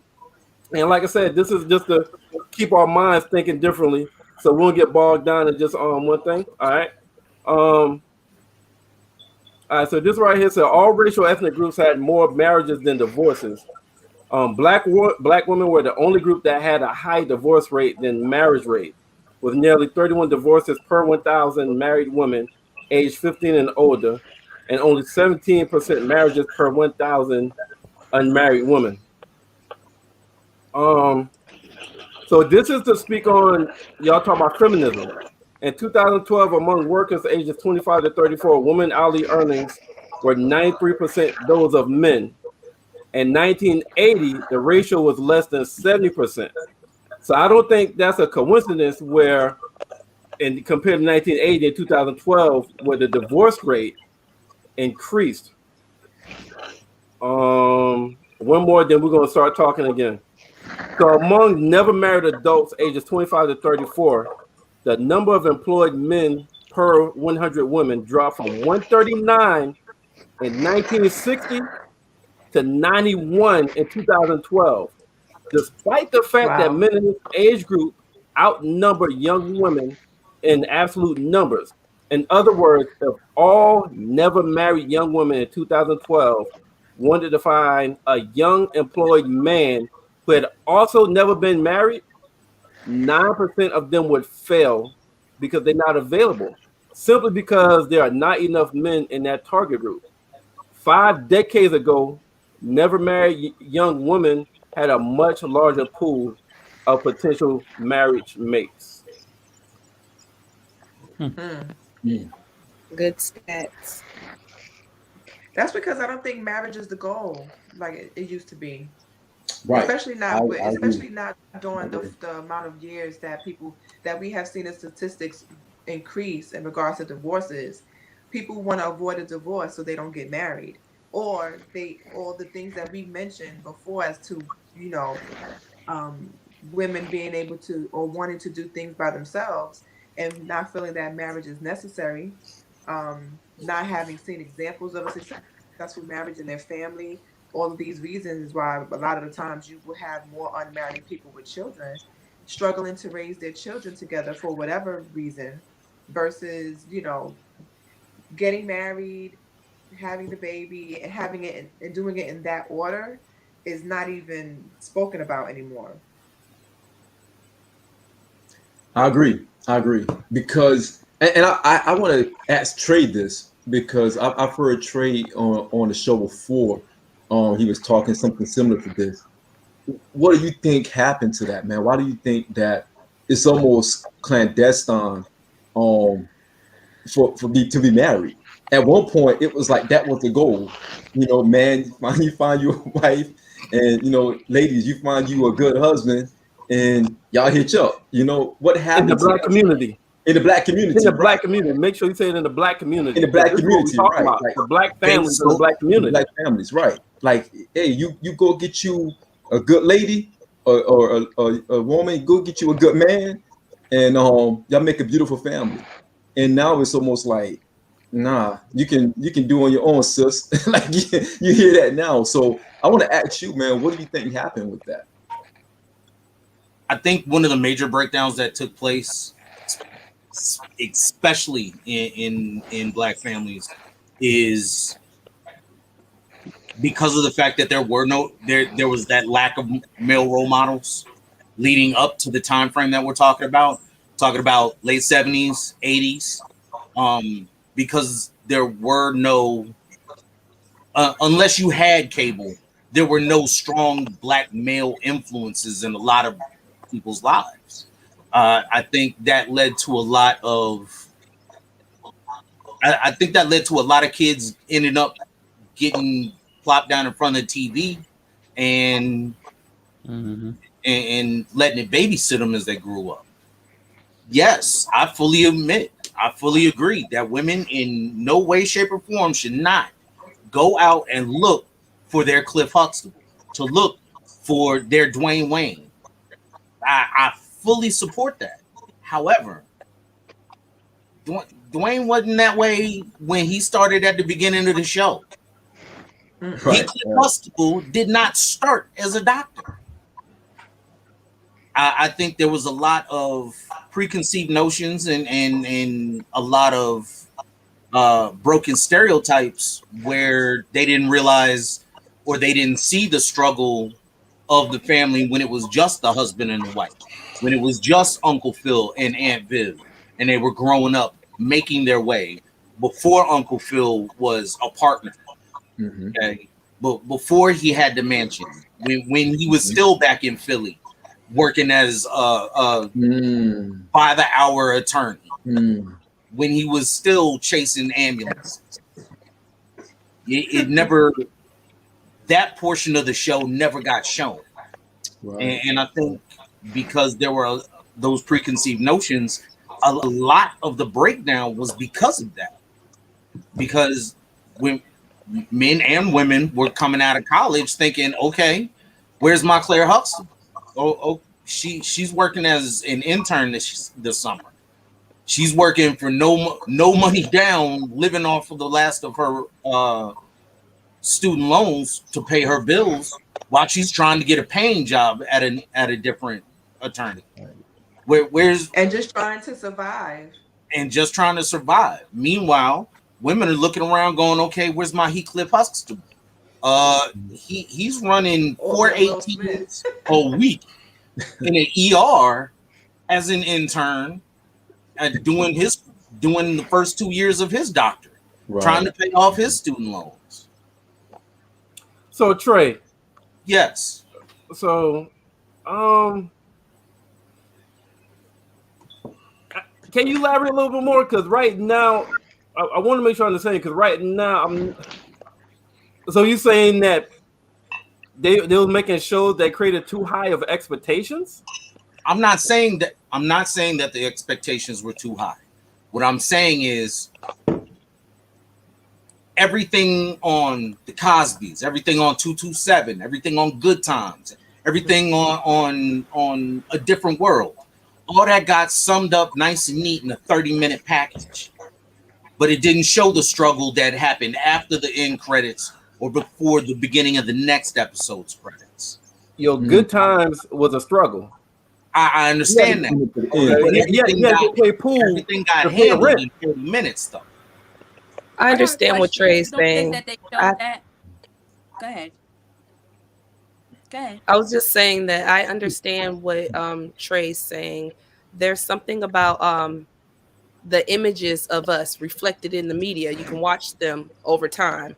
So initially, we were presented as you saw us assimilating to white culture, or some digestible for white people. As time progressed, you have more images of us, but we're not necessarily in control of these images that are mass produced and sent all across the globe, right? However, we consume these images as well. So I think it was Becca said something earlier, like something about having caught a hold of that, being proud to be a single mama thing. Like, we saw images that were presented in the media that were not accurate depictions of why we were doing something, how something happened. It was just something that was presented to us, and we kind of bought into it, even though it wasn't accurate. And we kind of started believing those things as well. And I'm saying that based on some of the more degrading images that we have these days that have become more popular, because that's the kind of stuff that sells. You want to see Black women going off on each other. You want to see, I guess, deadbeat dads. That's the kind of stuff they want to see. But these are the images that get pushed forward, and we start thinking that these are the majority of our stories. And I don't think that's necessarily true. And even when it comes to the statistics, I think we got to read those a certain kind of way, because you got to be careful about how this data was collected. You can get all this data talking about Black families being broken, but do you know about the studies that tell you that Black fathers, whether in the home or out of the home, are more involved as fathers more than any other race? Even from prison, Black dads still find a way to be there if they are in there. Like, we don't get all the pieces of the story. So I you are telling my story, right? Sis. But Ife, us in the Black community, we're the ones doing more damage to Black fathers or each other or Black mothers. Is a self. We're self-killing ourselves, perception-wise and family-wise, because I posted this in a group, and one of the ladies was like, because they fell off. I was like, who are they? And her response was, well, who's not in that picture? It was a picture of a single mom and the kids. So her response was, because the Black fathers fell off. Did the Black fathers really fall off though? Or was it environmental or mental or other structures in the environment that caused that divide between black mothers and black fathers? There's so many factors, man. I saw that, and I didn't really like that answer.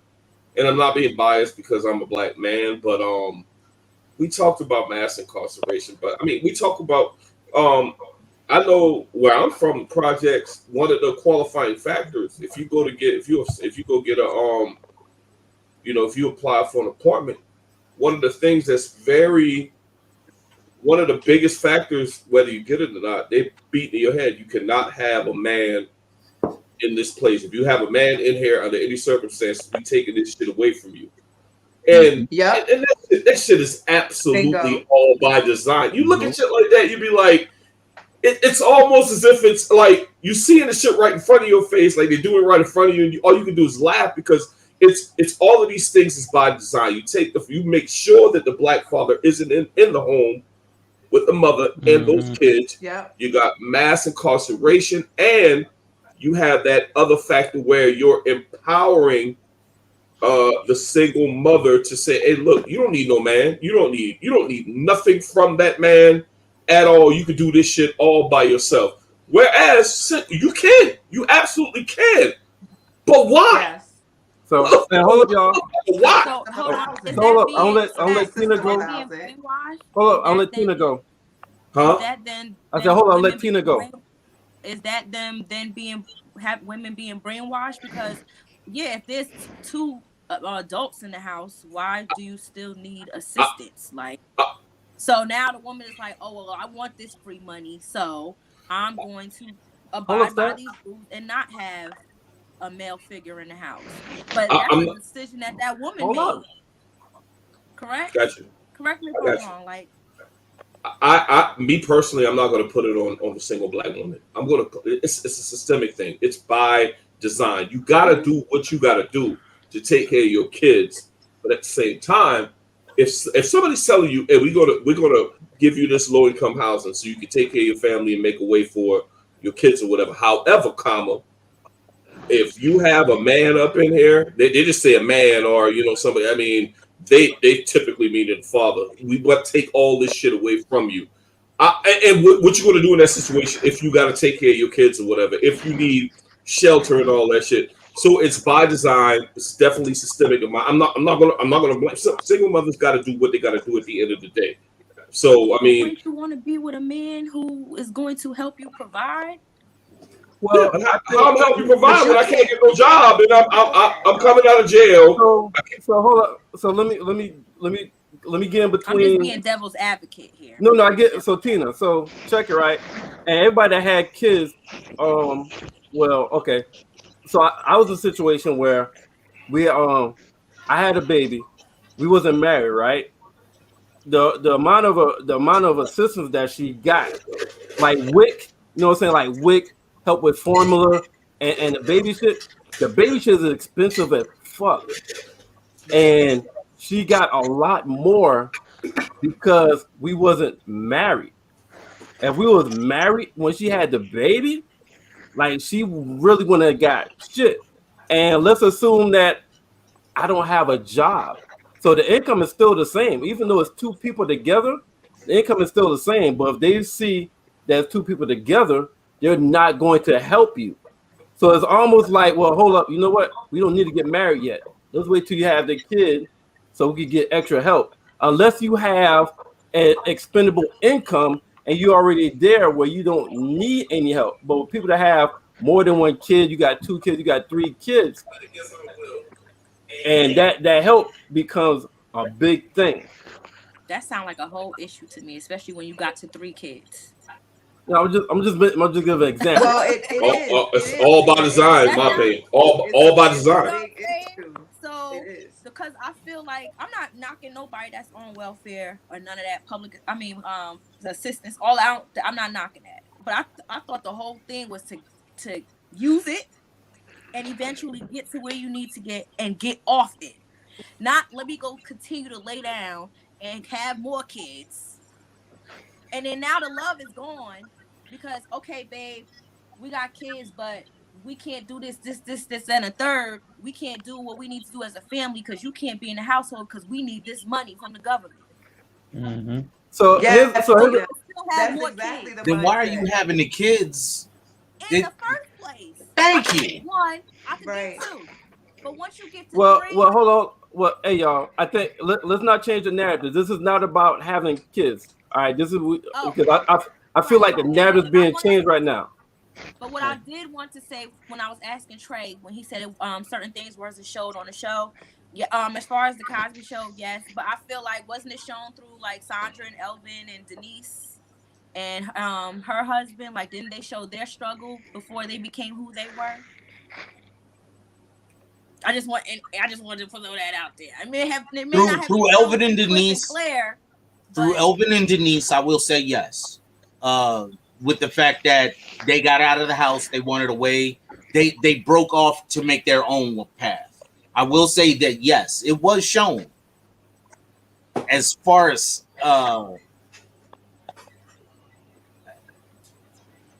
yes, it was shown, but their relationship was not a focal point.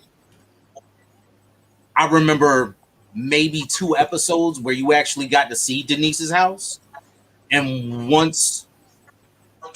of those 2 episodes was the remark that they didn't want their child and her husband to live in that kind of situation. So they ended up providing money to get them out of that apartment. Yeah, all right, I think so Denise was in a trailer, and Sandra and Elvin lived in an apartment with no electricity or something like that. Denise's issue is a whole nother bag of worms because she married a military man that already had a child. That's a whole different argument with me. Mm-hmm. Yeah. And also, and let me real quick, in Good Times, the only way that they got out was because what's the daughter's name again? Who, Thelma? No. Yeah, Thelma married the football player. Yeah, but he busted up his D before he got rich. He didn't go nowhere. The end, they didn't get out. The last episode, he was the last season he was training. He got back better. He got signed by the Bears, if I wasn't mistaken. And they didn't show them moving out. But even Walona, all of them got an apartment in like a high-rise building, and it showed that they were going to make it, and that's how they ended Good Times. So y'all, let me say something real quick because I want to make sure we stay focused on what we're talking about. Even with the Cosby Show showed a black family unit. Good Times showed a black family unit. True. All of those shows showed a black family unit, and the topic of tonight is we have strong black family units. 60s, 70s, 80s. Today, our black family unit is struggling. That is the topic of the show tonight. Let's not get sidetracked. You know what I'm saying? I'll change the narrative. That's what we're asking. How did we go from So what about Blackish? It's not an accurate depiction. Oh, I love that show. That's a really good show for this era. Love it. Blackish. That's a really good positive show. I love that show. Here's my thing real quick. You see how, like you said, Becca, how like we look up to those type of shows and stuff like that. I feel like the celebrities now that are the directors and all that other stuff that are making the Tyler Perrys and stuff like that, they could change the dynamic. They could start making shows where they're showing a loving black family and still give people hope. They could give the new generation hope. It don't have to be. They won't make no money though. Those shows won't last. They won't last long enough. We too deep into the ratchet era where people love that ratchet shit nowadays. But here, I don't think it's that. I agree. But you know what? Here's another thing, where that existed before and doesn't exist now. I'm like a lot of us, had extended family. You know what I'm saying? We had extended family, growing up. A lot of these kids today don't. You know what I'm saying? So when they get somebody who's actually not their family, and I'm talking immediate family, because a lot of families like, oh, I don't bang with them. And this might be their cousin or their uncle or their auntie or whatever. And don't bang with them. Whoever in my crib, I'll bang with them. And I might not even bang with them like that. But that's it. You know what I'm saying? So it ain't no extended family or nothing. So sometimes, you meet a kid, and I'm like, kids, I've been their coach and stuff like that or whatever. And it was just like, man, so I'm the first person to some of these kids that is like extended family. Like this somebody I can actually go and talk to. you know what I'm saying, who's not my immediate family, because anybody else, I don't talk to them. I ain't comfortable talking to them. I ain't talking to them.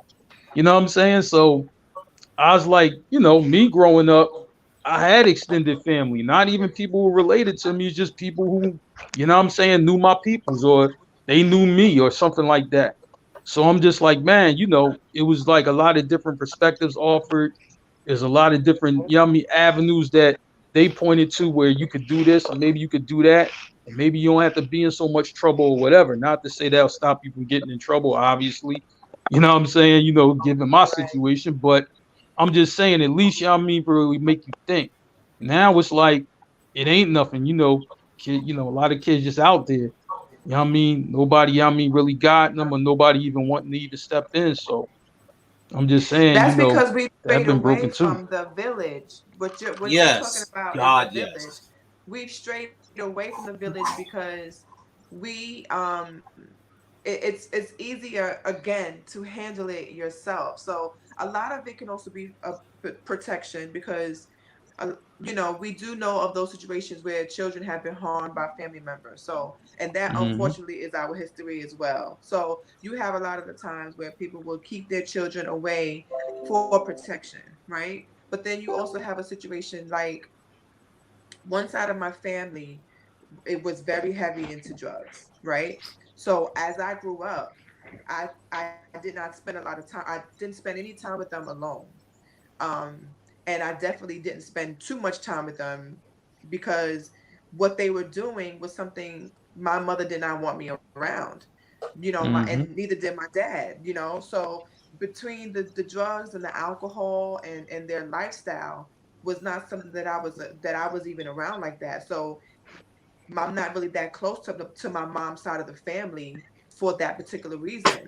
Now, my father's side of the family, we would drive 12 hours to see them all the time. All the time. My cousin Stacks could tell you, we was down south every winter for Christmas. My dad would drive his old Chevrolet 12 hours from New York to Georgetown, South Carolina, and we did not even see our family that was what's up, town? And did not even see our family that was 10 minutes away. And it's because my father grew up with the understanding of village. So even if the village was 12 hours away, we drove to the village. And when we went to Georgetown, my father and my father did not keep an eye on me because they was not worried. Any adult that was around, they had full reign to wrap my ass up if I was acting up. And my father would be like, oh, well, nobody told you to misbehave. Like auntie whoever, uncle whoever, it could be a neighbor that's been living at the house for 30 years. They was able to chastise me. I didn't know who such and such was, but all I knew was they was going to tell my dad, and that was going to be my ass, Mr. Postman. So I was like, let me not even try my father or my mother and behave. So that knowledge of village is gone. Yeah, so, the village is definitely gone. Let me read some more stuff. So I want to keep us thinking different stuff, right? Still the proportion of blacks who are poor is lower today than in 1960, and blacks' median household income after adjusting for inflation is higher. Black marriage rates began to fall even while the black middle class was growing, and it continued falling after 1980, even as black men's unemployment rates and real wages improved. Other explanations for black-white marriage gap focus on additional constraints on availability of partners for black women. For example, women tend to marry partners who have accumulated at least as much schooling as they have. Among both blacks and whites in the United States today, young women tend to be more educated than young men. This constrains the pools of desirable partners for marriage. But the education gap between men and women is larger for blacks, making this constraint particularly important for black women. Moreover, rates of intermarriage among blacks differ substantially by gender. Black men are more than twice as likely as black women to marry someone of a different race. And this too is a constraint of the pool of potential partners for black women. And this right, declines in Black women's marriage rates between 1968 and 1996 don't track changes over time in women's wages relative to men's. Marriage rates fell while the female to male wage ratio remained similar across time. Moreover, other analysis show that both women's and men's earnings are positively associated with marriage, and that the positive association between women's earnings and marriage has been increasing over time, suggesting the argument of gender specialization. I think that starts to dip into the I believe that dips further into the ideal that men not being the breadwinner at home. With the women that I've dated in my life, none of them, and I will say none of them, have wanted to look at me as a potential partner unless I was making equal to or more money than them. Right. Because do you consider that to be a problem? And what was that? Consider that to be a problem, though? When I was looked at as being less of a man because of it, yes, I find that to be a major problem. I do feel, Tina, I'll say this, and you can respond. Trade and what I just read, I do feel that is also a factor on why the marriage rates is low now, because back and the divorce rate's high. And divorce rate high because women, since women has gotten into the workplace more and more, women have started earning more and more, and Black women are one of the fastest out of all the genders, as far as like men, women, Black, white, Japanese, Black women are one of the fastest growing as far as education and money. Well, a lot of Black women are starting to make more than men. So, like Trey said, there is some Black women that starting to look at Black men. If they don't make a certain amount of money, they're not marriage material. If they don't have a certain type of job, they're not marriage material. If they do marry them and then go above them, they're not looked at as the leader of the household. All of those things leads to not getting married or higher divorce rate. So it's almost like this is almost similar to when Black people was able to finally shop in the white stores, and the Black economics decreased. We got more rights as Black people, but the Black economics decreased because we started sharing between the white stores and the Black stores. So the whites was getting more money because the whites was still going to the whites, but now they're getting some of the Blacks just so we can feel equal and kill Black economics. So when you look at what we're talking about right now, Black women are starting to make more money. They starting to get better positions. So it's supposed to be equal, but now it's almost being like they're becoming more and looking at the husband as less if they're not making as much or as educated. What happened to love, man? What happened to love? Love is not enough, Tina. Love is not certainly enough ain't. for marriage. You know what I mean? Love Shoot, is not the way they enough. put it out there. The other thing that got brought up, Whoa, we got too many people to go. Wait. You could be in love and homeless as fuck. When you walking down that aisle, what you thinking about? Money? Not being homeless. Tina. Shit. Some people are though. Some people are though. Walking right down that aisle like, I'm gonna be rich. So he got money. Let's say they was just thinking about money. How is that supposed to even still work? Because what about, okay, we making this amount of money together. I make 6 figures, you make 6 figures, this and the third, but there's no love. The relationship still ain't gonna work. So no, I won't say something, and Beck, I want you to go next. I won't say something, and Beck, I want you to go next.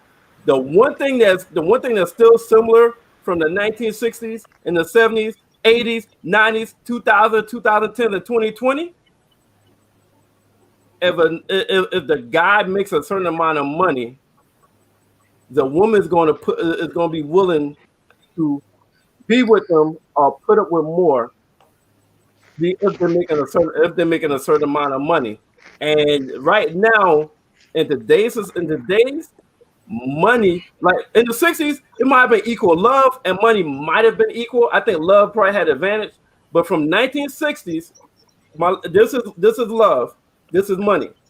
From 1960s to now, it's going like this, where money has become the trump as far as like marriage or marriage material. It's not love. It's like, yo, if you got that money, sooner or later, I will fall in love with you. As long as we got a nice house, nice car, I don't have to worry about no bills. I don't have to worry about the lights getting cut off. Because like Stack said, love will get you on the fucking bus if we need to go somewhere. Yeah. One word. Because it's easier to cry in a big house than it is in an apartment. I can live your ass in a BMW faster than I can in a Accord. Right. It's Stack. Look. It's Stack. I gotta say, remember on Benny the Butcher?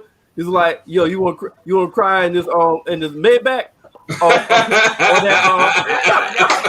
hell yeah! One-way flight, my favorite track off the year. You gonna cry in this Merv? You gonna cry in this Toyota or this Maybach? Or the Maybach. Now, I will tell you, y'all know the biggest issue. Y'all know the biggest issue nowadays is marriage is considered a business decision. Fuck love. I'm sorry, Tina, but that's just the way. Nowadays, marriage is a fucking business decision, especially when you got a man, he getting that paper. You got a woman, she getting that paper. They might be in love than a motherfucker, but they thinking, you know, what the fuck is going to happen if we do go down this road called holy matrimony and shit don't pan out? Now, you would think that if both of them getting that paper, you know, we just going into marriage, we just leave this marriage and what we came out with. Now you got kids involved and shit like that.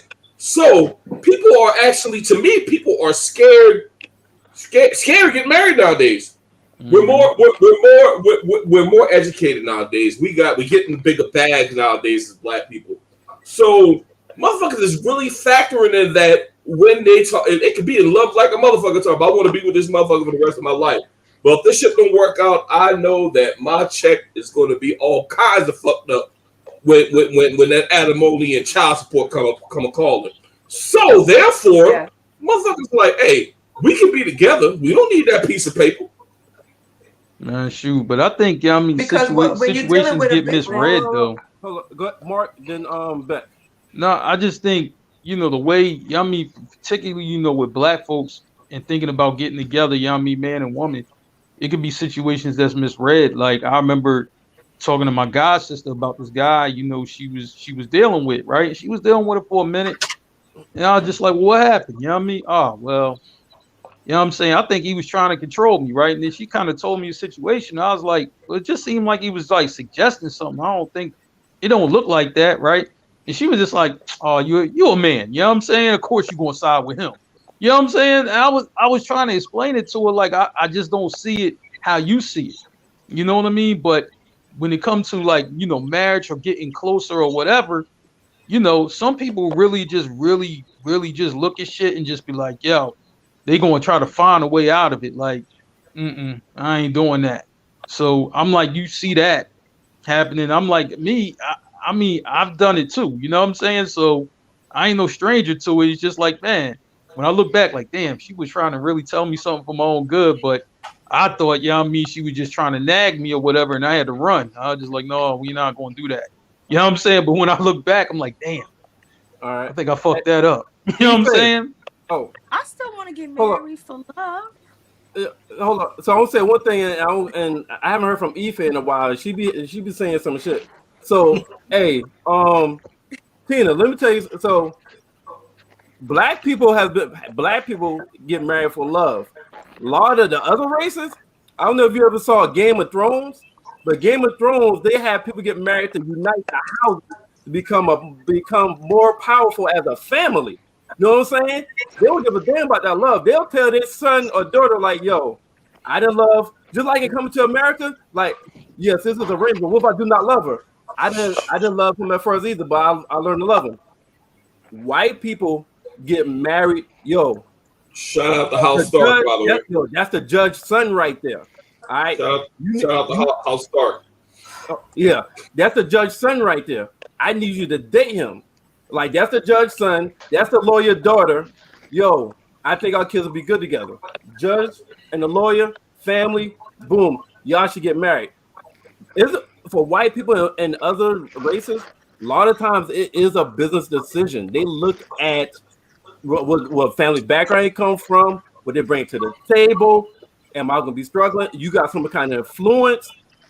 Black people have been getting married for love, and look, based off these numbers right here, it looks like love is not enough, because based off the whites getting married as a business decision, their divorce rates is better and their marriage rates is better.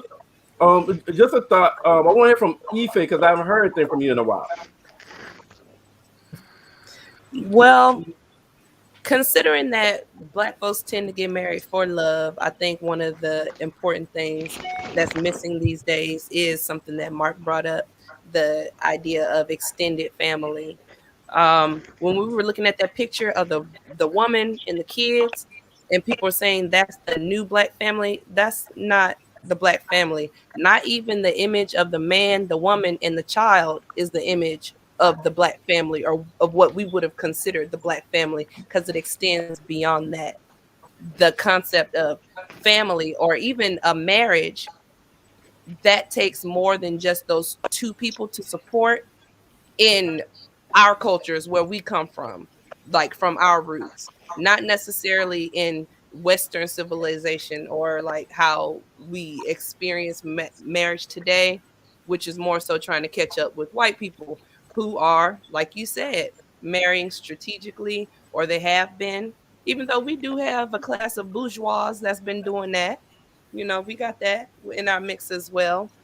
But I kind of feel a little weird about this conversation, because I feel like if any demographic is going to marry for love, that's a Black woman. No matter if she's making a certain amount of money or not, she's more likely than anybody else to marry for love.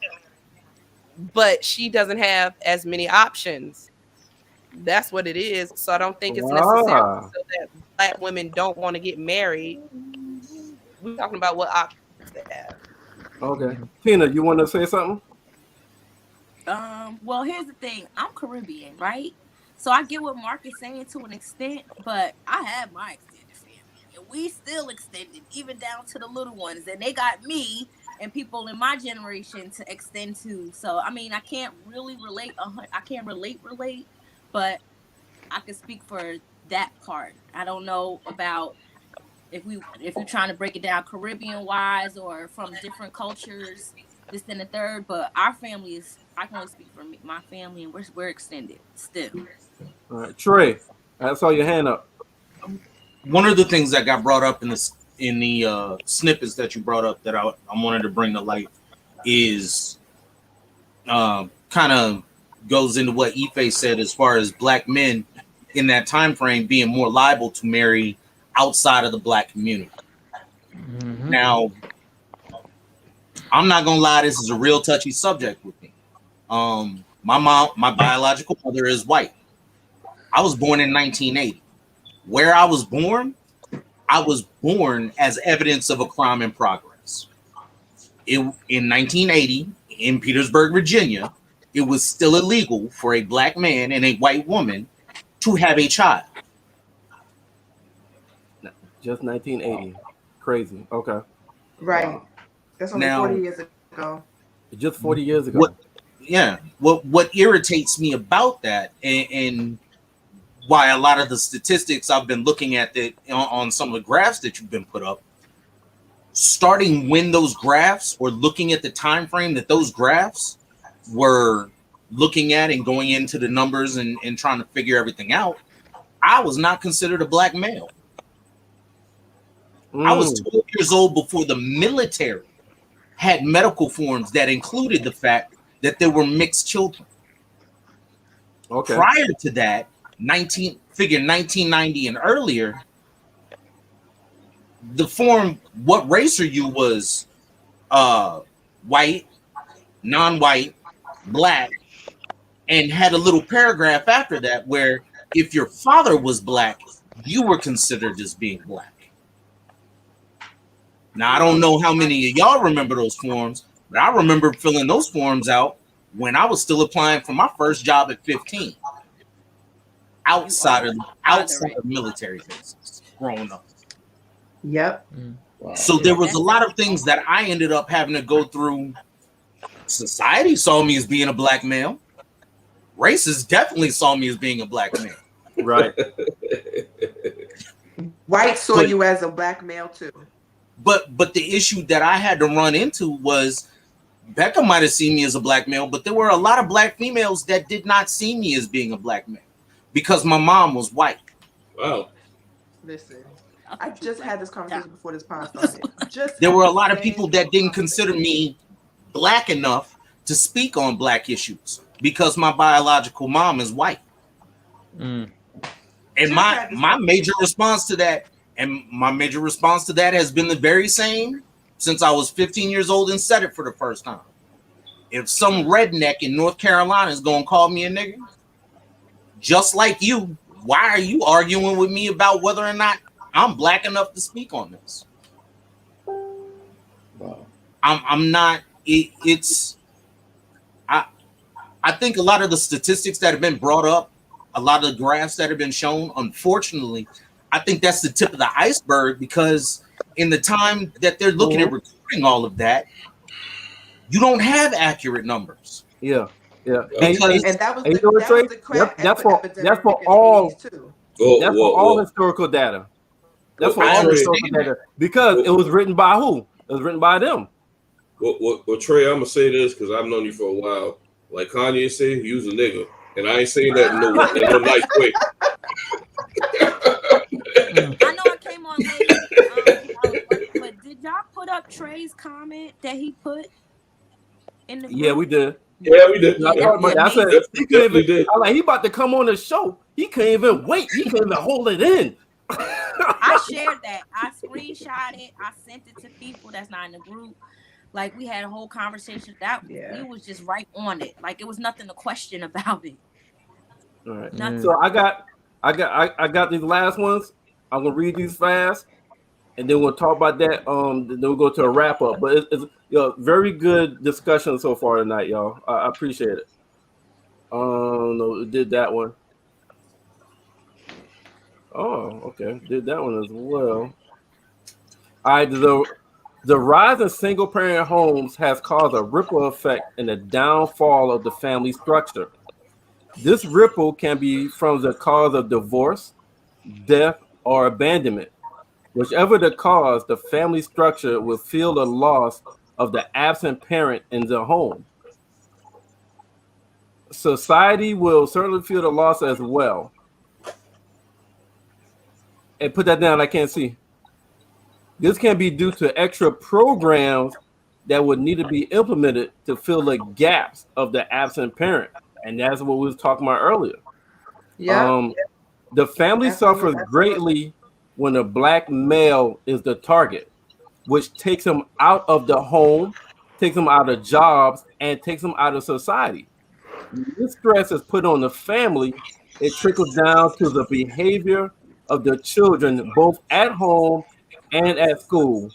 Especially now, the schools have a zero tolerance policy for African American kids. Listen. This part is my life. Right I about that. just dealt with this today. I just dealt with this today with my daughter and her school because of one particular kid that has come up in conversation as far as bullying her for years. And she was today's Wednesday. Monday she was called a donkey by this kid. So I emailed the teacher with my Twitter fingers. Do you understand me? And we had to have a conversation on the phone today about it because this is exactly what I mean when people say that I'm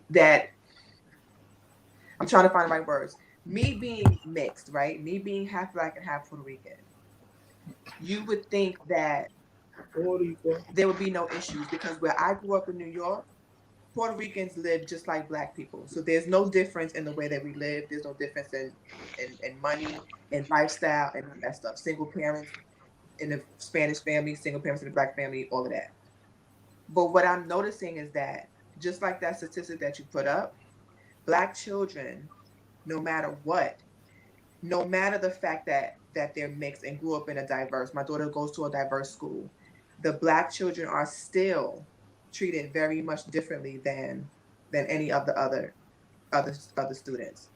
And just like we mentioned in the beginning of the pod about the female, just like that statistic mentioned something about the stress that the removing of the black male causes in the household, that stress falls on that woman that's raising those children. Sometimes it's often a black woman. So when you are dealing with that situation after she has done all of the physical, mental, emotional, physical, financial responsibility of 1 to however many kids, after she's done all of that and then has to deal with the absentee father having to say something about the way that she's dealing with her struggle or her progress, right? Being that he was a target and somehow had to be removed from the home. And sometimes the removal of the home, she plays a big part in as well. So sometimes it's not only society. It could just be like, nigga, I don't want you here. That's it. There was no drugs involved. There was no crime involved. There was no cheating involved. I just don't want you here. And society will give that woman the max amount of food stamps, all the weight that her heart can desire, and $20 rent. So she definitely don't want you there now. She's living the life. And this is the reason why you have so many people that don't want to go to work. Because I make more money at home. Don't forget the fact that if you married, he's paying half of his paycheck to make sure you stay in all that to begin with. Exactly. And this is the reason why I was trying to tell Tina earlier, sometimes it's not just about love. Money does play a big part in that situation as well, because the woman financially gets more help if the man is not involved. When you look at shelters, God forbid homelessness is the issue. There are very few, almost to none, family shelters. There are women's shelters and male shelters. There are no shelters where that family can stay together. You also have a situation where if that father is not on that birth certificate, she's guaranteed all the help she can get forever. It doesn't matter if she pops up every year with a baby. She can easily say, I don't know who the father is. He's not around. And the system will just add $300 more of food stamps, a couple more wicks, and she can get another apartment with an extra bedroom, and she's living a life. And that same dude that she has no idea who gave her that baby can come over every night and leave whenever he wants. And they got a refrigerator full of food and brand new everything in the house. I got a question. How it's like, I must just say it sounds like straight scam. It's not. Whoa, hold on. Real quick. It's not a scam. And I'm going to explain to you why it's not a scam. But I got a question. Does anybody know when welfare started? By any chance, does anybody know when welfare started? I know blacks ain't the most on welfare. I tell you that. Definitely, but I want to know. Cause I just want to see if there's a correlation. 1935. 1930. Damn. 1935. It was originally designed to help offset the amount for sharecroppers in the South. Okay. Yes. Don't look at me like that, Stats. I read one or two books. Gotcha. So that too, huh? But that welfare, welfare is not the same welfare as in the last 20, 30 years. I wish we can find out the current design of the welfare. When did that start? Because it's not a scam. The reason why, 1964? 1964. Okay. And Reaganomics was running in 1964. That's is that the Nixon era or some shit like that? That would sound like. I'm gonna read it. It says, in 1964, President Lyndon B. Johnson introduced a series of legislation known as the War on Poverty in response to a persistently high poverty rate around 20%. He funded programs such as Social Security, the welfare programs, food stamps, Job Corps, and Head Start. Okay. Does it say anything about when it got rewritten by Reaganomics in '84? It got rewritten during COVID. How about that? But all right. Still, So here's people use that to eventually get off, not stay on, not say I don't want to go to work anymore, not say I don't want a man in the house, so I'm to do this. Like, okay, I get that it was an assist, but there's some people that are scamming. But you know what I mean? Absolutely. Hold on, Mark. Absolutely. Let me respond to Tina. My question, Murph, if we all know this, why we can't get right? So let me respond. So, because I got no matter what listen, no matter what you do, all right, no matter what program, whether it's financial aid for school, whether it's the PPP loans, there's gonna be a scammer. Black and white. There's always gonna be scammers. But let me tell you the thing about welfare, all right? Let's say you make your job, you make $4, you make $7.25. That is today's minimum wage. Okay. That's bullshit too. And that's been the same minimum wage for like the last 15 years. But let's say you make $7.25. Let's say you make $7.20.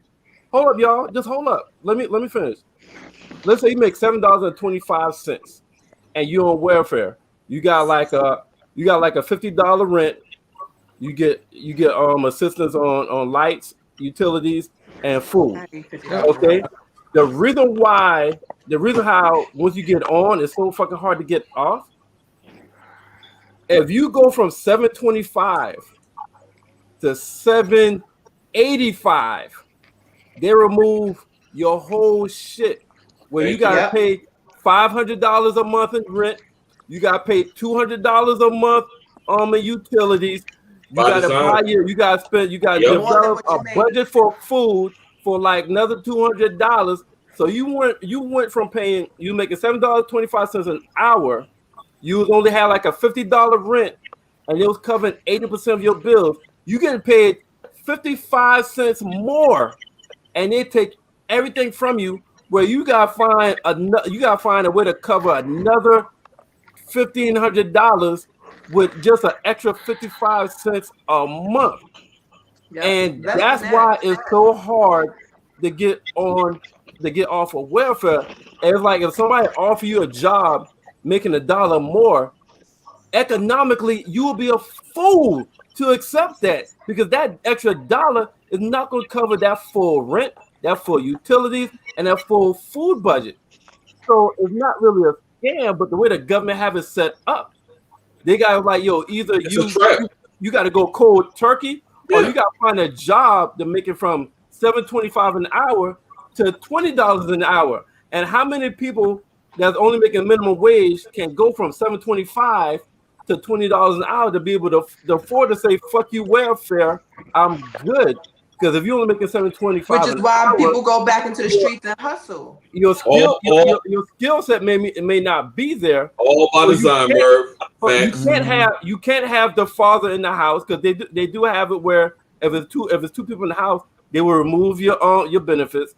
Yep. So it's almost like the program that have it set up is affecting the black families. Because let's be real, I didn't grab the numbers for that. But it's more black people on welfare than any other race.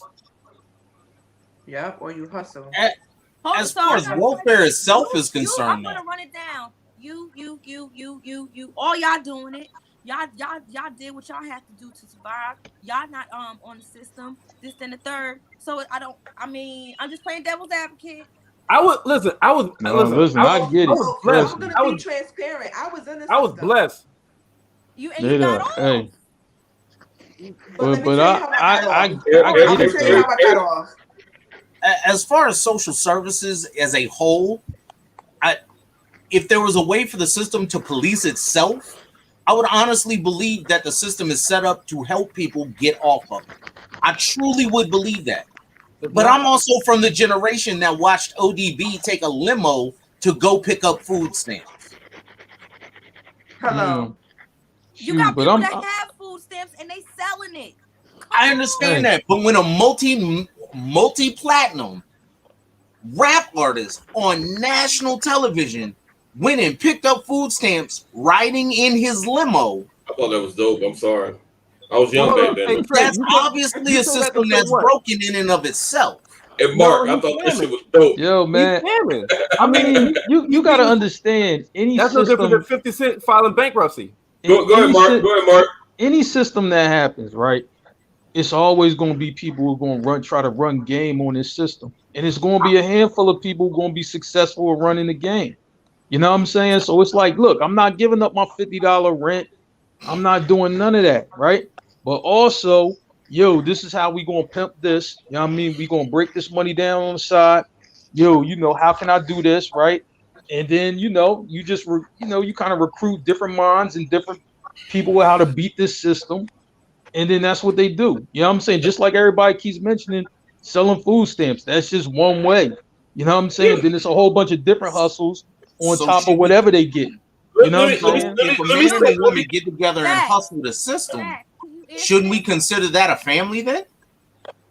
Say that again, Trey. Hey, sound like it. If a man and a woman get together and they're on welfare. In fear, brainwashed, living in fear, or lazy. Man, I'm gonna say this, man. As far as what Mark said, as far as all these systems and people beating the system and getting over, more power to them. Because Lord knows the system done fucked us over for all these years we've been over this bitch. So I mean, if you can get your money by any kind of way, I ain't gonna hate. I ain't got none of that shit. I don't get none of the funds. But hey, if you can get if you get whatever money, taxes. I don't care. I mean, we don't ever no. We don't ever ask where the money coming from until it's going back to the people. We don't ask where the money coming from. We bombing all these fucking countries. It's coming from a veteran. We bombing all these countries. We doing all this dumb shit and all this shit. We don't ever ask that. But when it's going back to helping actual fucking people, that's what we ask where the money coming from. So hold up, because I don't want to get sidetracked. My question is, so here's my question.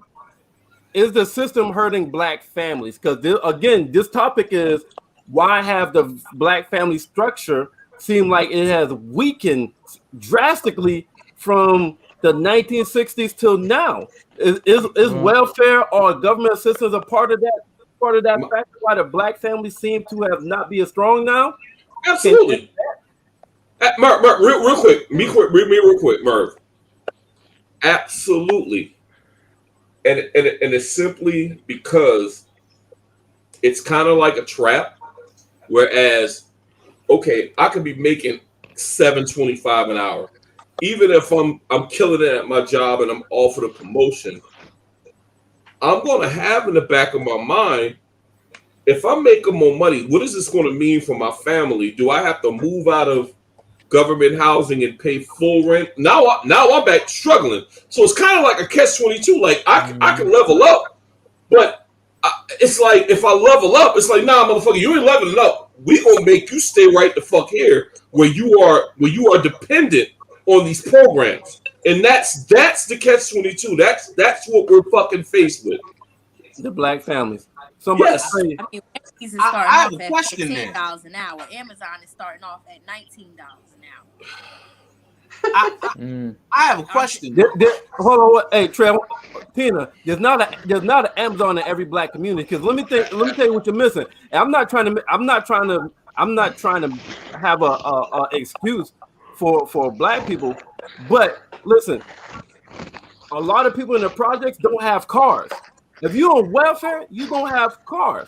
Up north, there's a transit system. Down south, southeast, up until like maybe San Diego, there's no transit system down here. So if you don't have a car, you either gotta have a friend have a car, or you gotta get a taxi. And taxis are high. So if you're getting government assistance, you still gotta find a way to get to that job, and there's no Amazons in every hood, or every project. There's no warehouse in every project. And for example, in Georgetown, the steel mill was our Amazon, the paper mill, and the electric plant. Steel mills closed down, shut down. The electric plant is shut down. So two of the biggest places that you can make some good money in Georgetown is shut down. There's only one thing that's holding up, and that's the paper mill And from 1980 when I was born till now, the poverty in Georgetown is very low. Georgetown is considered a poverty town now, compared to when I was there. It was considered a poverty town. Just to give you an example. Trey, what's your question? Now, my question is this. I think we all agree that a marriage license does not make a family. Right. So, my question is this. If a man and a woman are in a relationship, they have kids. Going back to what Mark was talking about, people always looking to hustle and scam. If those two people are raising those two children, that is a family unit. Is scamming the system just a way to adapt to the situation that they're in order to continue and raise their family? Yes, and I ain't got no problem with it. I think so. I can agree with that. Anybody want to answer that? They don't have to be married. I tried to get financial. They aid can't in be the married. that I need They to have a can't be kid. married because they won't even be in the system. Ife, I ain't hear you in a while, and I love your point of views.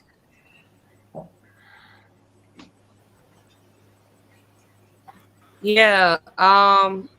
You F frozen? the system. I'm for the families getting together. I don't care if you got to scam some shit. I'm for families being families. That's my priority. But I also thought it was kind of weird that you brought up the example of ODB going to pick up the food stamps. I kind of feel like that was a bit of an illusion, and I believe it was in the late 70s that they started putting out the images of like the welfare queens, and they really wanted to present an image that people who were on public assistance were just living this high life, and that's really not accurate. Even if they are scamming to get some benefits, you still not living like a high life. To be perfectly honest, ODB, he had just got out of prison. He in a group with 20 other niggas. How much money was he really getting? He ain't paid for that limo. He ain't Get your paid for food that stamps, limo. ODB. So Shit. I'm just saying, on that day when he rolled up to go get his food stamps, I mean, he was on point. If you're watching a Go movie get it. series right Go now, get you know it. he wasn't making no money.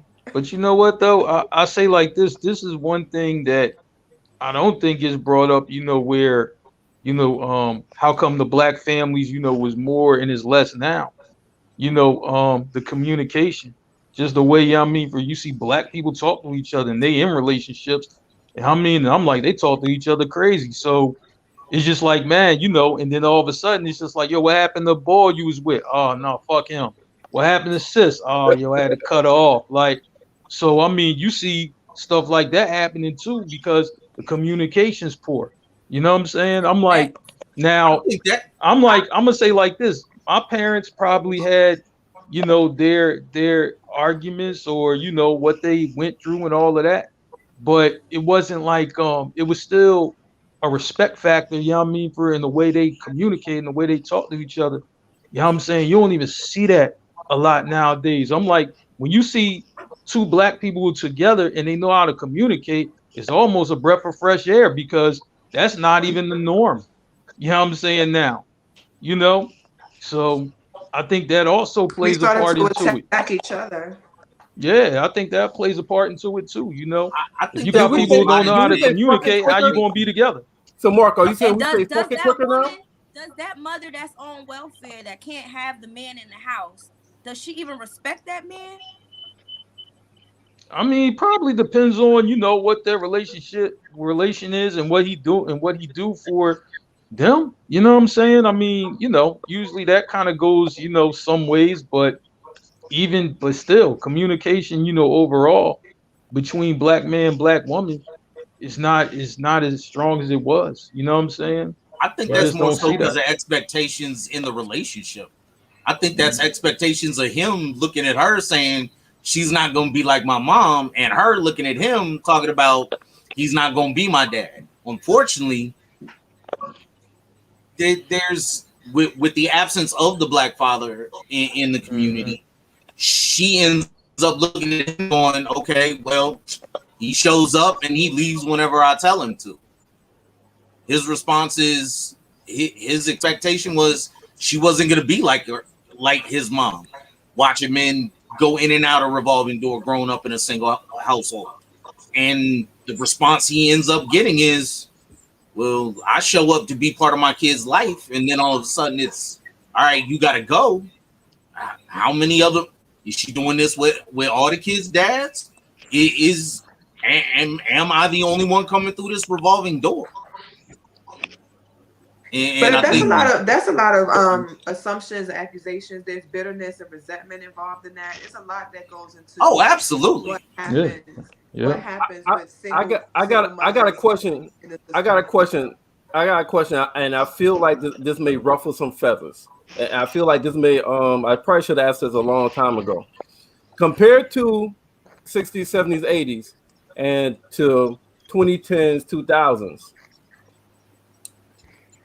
Is kids a part of the destruction of family structure? Let me explain. Hold up before you jump on me. In the 60s and 70s, decisions and mentality was, we're making decisions based off the mom and dad. Where the last say was the dad. You know what I'm saying? Back then it was like, long as the mom and dad is straight, it trickles down to the kids. But the decision we make is the best interest of the dad and the mom. As opposed to today, I hear a lot of the best interest, you need to make the best interest for the kid. And a lot of parents will say, whether my kid, that's more important than what my spouse. Yeah, and the wife says that the mother says that a lot. Well, now fuck him. I'm doing what's best for my kid. But back then it was like, we're gonna make decisions what's best for the adults, and the kids will be fine. So could that also be a part of the destruction of the family structure? The mentality changing from back then was like based off the adult. As long as the adult's straight, it usually trickles down that the kids will be straight. But now you put the kids above the adult, the other parent. Could that be a factor? Anybody want to speak on that? They're not working as a unit. Absolutely. They're not working as a unit. Okay, go ahead, Stacks. You seem passionate. Here's the deal, man. My grandparents were aligned when it come to dealing with my grandparents. When it come to dealing with us, they were fucking aligned. There wasn't no negotiating, no debate, and none of that shit. 9 times out of 10, motherfucker, we done fucked up, and we gonna fix this. You know what I'm saying? But more often than not, and I see this meme out there about do you feed the fucking husband first, or you feed the fucking kids first, and shit like that. That's just dumb. Which is fucking the retarded fucking meme that's been circling around fucking the internet. But I think that if parents are aligned, that we definitely would do much better in our communities and shit like that. Because I mean, those are things that really need to be sorted out before you decide you can even have a kid together. Because after the fact, years down the road, and y'all having disagreements, that's problematic. That shit should have been settled while y'all was in the dating process and y'all talked about, where you want to have kids and shit like that. I mean, you should. To me. I wouldn't say perfect, but in an ideal black family where the shit is like mother, father, you got the kids, they should be fucking aligned. If they're not aligned, it's going to be problematic, and that's one of many things that lead to the divorce rate in the black community. Yeah, I think sometimes they got to get on the same. The parents, got to get on the same page though. Like I done seen some kids manipulate the fuck out of their parents. Fuck them kids. Fuck them damn kids. I agree. But you know what though? I'm gonna say like this. I'm like, at least just speaking for me, it was kind of like, like raising me though. And when I was going through the stage of where I just was doing my thing or whatever, it was just like my dad, talked to my mom and just like, I got to run point on this. You know what I'm saying? And my mom kind of fell in line with that because I always say my dad lived my life before I lived it. Right. So he knew everything, that was going to come down. So it was just like, my mom just wanted to throw me off a bridge. Like, you know, I can't take him. You know what I mean? I just want to whoop his ass every time I see him, right? But my dad was just like, just ease up. You know what I mean? Let me, you know, and he had to kind of explain to my mom, like, you know, kind of what I was going through. And then, you know, they were able to align to raise me. You know what I'm saying? Right. You know, because my mom, you know, my mom told me to the day, you know what I mean? You was a real hard child to raise. You ain't make shit easy, you know what I mean, for us at all. But, you know what I'm saying? I'm like, but I'm glad that they, you know what I mean? You know, I was just like, man. Together. But they work together, you know, to she communicates. She trusted your father to lead. But that don't happen like that now. You know what I'm saying? Hey, Tina and Mark, and this for everybody.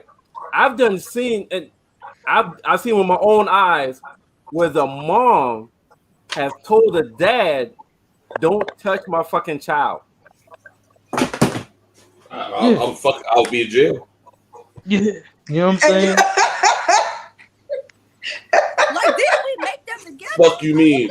Did you get this motherfucker through artificial insemination, motherfucker? Thank you. It's our child, motherfucker. I've seen that with my own eyes. Yeah, you know. And yes, it's the biological dad. Like that's kind of with the part of the overly strong, independent black woman, single mother kind of thing syndrome, where it's like I have seen where a mother has told the dad, don't touch my kid. But once again, that goes back to the communication. You know what I'm saying? I'm like, yo, of course she gonna say that. She don't even talk to him correctly anyway. You know what I'm saying? So of course she gonna say some shit like that. She don't have respect for him. Clearly. You know, okay, but even when your communication's off, this type of shit happens. All right, hold on, Tina, go ahead. That post that you brought up, because that ruffled feathers in the group, right? Yep, I posted that. My comment was, I'd make my man's plate first, this and the third. But I did follow up and say, but it really doesn't matter. Whoever gets up to make the plates, make everybody's plates.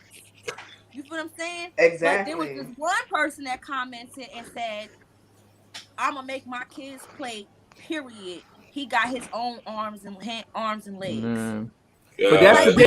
But that's today's mentality. Not overall.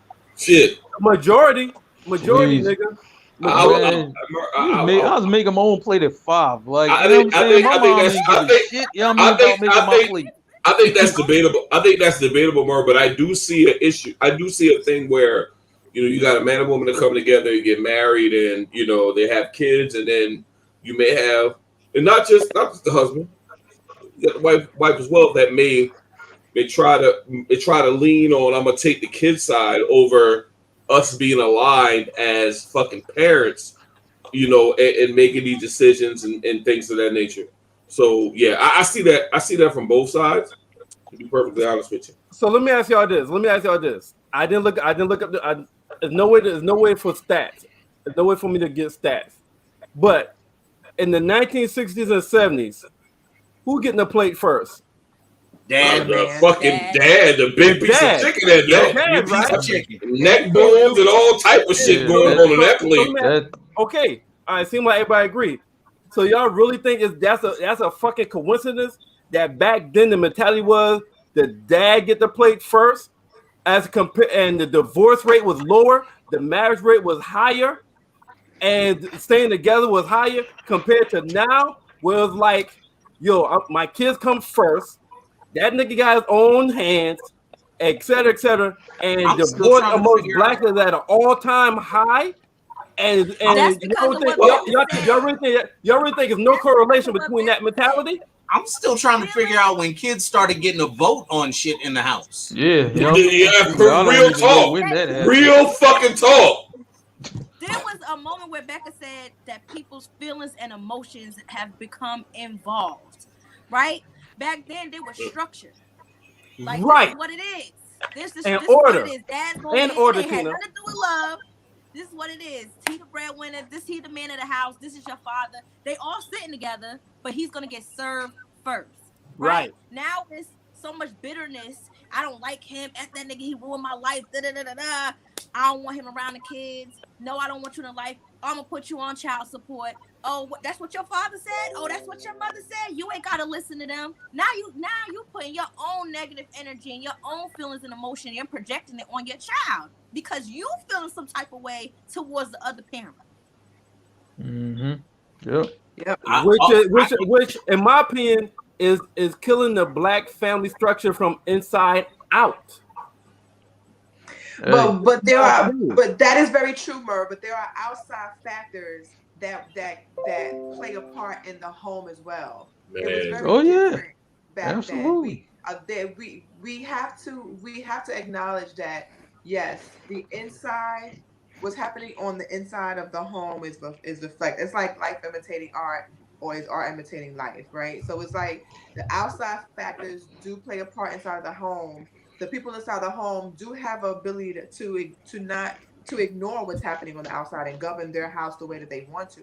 But it is very difficult because what happens is everything that we've discussed for the past 2 hours. If that woman is doing everything by herself without the man, then when it comes time for structure to be implemented, there's a struggle there because I could do better by myself, right? So if you're going to be around, you're going to have to add to my life, not take away from it. Or if you're in my life and my life stays the exact same, why are you here?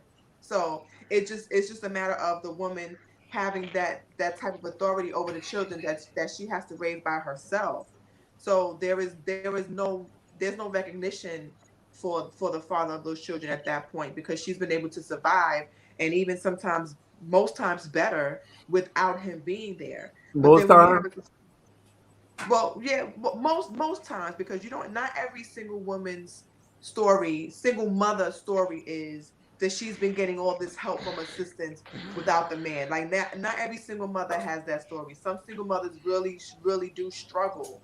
They don't have a village. They are not able to get the help that they need for whatever reason. So Becca, let me ask you this because I want to ask you because so have you seen or experienced or do you think this exists something called like a single mother syndrome or a controlling single mother that they wanted to go their way and the reason why they're doing it, the reason why they're doing more from the dad because they don't want to do it that way because they're controlling and have the single mother syndrome. Like before you there's men like that too because if our kid is not doing right in school and I put them on punishment and then they go to your house and they get to play video games and get sneakers and all this other shit. That motherfucker's on punishment when he with me as well. Holidays, and now I send you over there and tell you that this child did not do this, and they are failing this, and you still spoiling them. That is a problem. You're right, but Tina, I went to pick my son up to the ass whooping because you fucking up. One sentence. I'm gonna answer the question. That deals with what Mark said as a communication factor right there. Because did you explain to me what's going on? And did you talk to me be like, listen, this is what's going on with our child. How you think we should handle it? I think it should be on punishment. He shouldn't do this right here. Are you doing that? Or like, yo, he come over there, but he can't do this, he can't do this. And you're telling that father what the kid can't do. You didn't discuss nothing with him. So it depends on. I'm gonna explain that mentality to you. That's the difference between co-parenting and a single parent. Right. Yes, that's what I said. The single mother syndrome. Right. I'm gonna tell you about the single mother syndrome because I've had it, and I'm just newly coming away from that, meeting my husband. So having my daughter, right? I was raising her by myself without giving too much information, but also being transparent. Her father just wasn't involved, right? A lot of in the very beginning, it was great. I have a new baby, but that new baby feeling left very quickly, and I was left to raise her by myself. He was not interested because he didn't have to be interested. There were other factors that were involved that made it very easy for him not to have to partake. A lot of it was because I didn't push hard enough. I was just like, if you want to be over there, go ahead and be over there. It's less stressful for me. So go ahead. there was also many children involved. So you can only divide that pie as a father between so many kids, but so much, right? So yeah. So all of that contributed to me having to raise my daughter by myself. Because I had to govern my life and govern her life and make every single executive, mental, emotional, financial decision. When he decided to want to be a father or even acknowledge my child, it had to be on my terms, because what you're not going to do is step in and out of my child's life. And it wasn't the physical danger that I was worried about, because I didn't think that he would do anything physically to her. It was the emotional, mental danger that he presented with the in and out. You pop up every 2 years, send a birthday text, disappear for another 2 years, send me a dumbass WhatsApp message because you can't afford a phone, so you have to only speak to your child when you're on Wi-Fi. All of these things mattered. So for me, the single mother syndrome was I make all the decisions for me and her. She is sustained and alive and healthy and well because of everything Rebecca has done. So when you decide to acknowledge her finally, oh, you have a child named Jasmine, you can't just pop in and out and then also make the decision to say, I'm going to put this rule into place when you haven't been around at all. In her 11 years, she's only seen him a few times.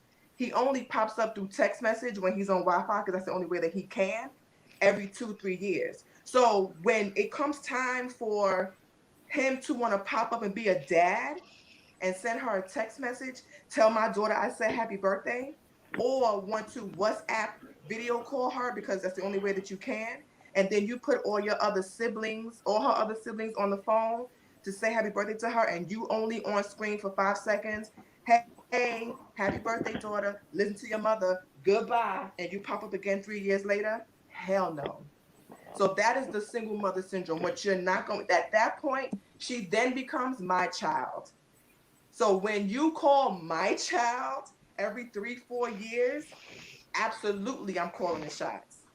Okay. Absolutely. All right. So and so your situation, like I said, I don't know your situation personally. So that based on what you just said, I could get that. I can see that.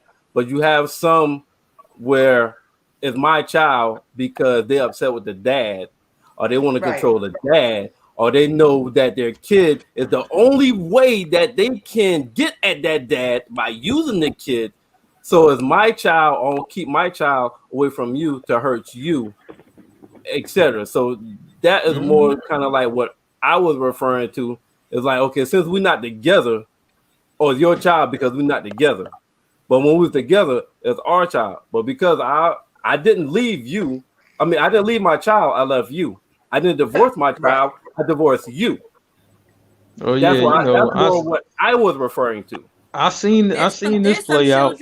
I seen this play out. Their father. Yeah, children that want to live with their father, and the mom is like, no. And the father is acting.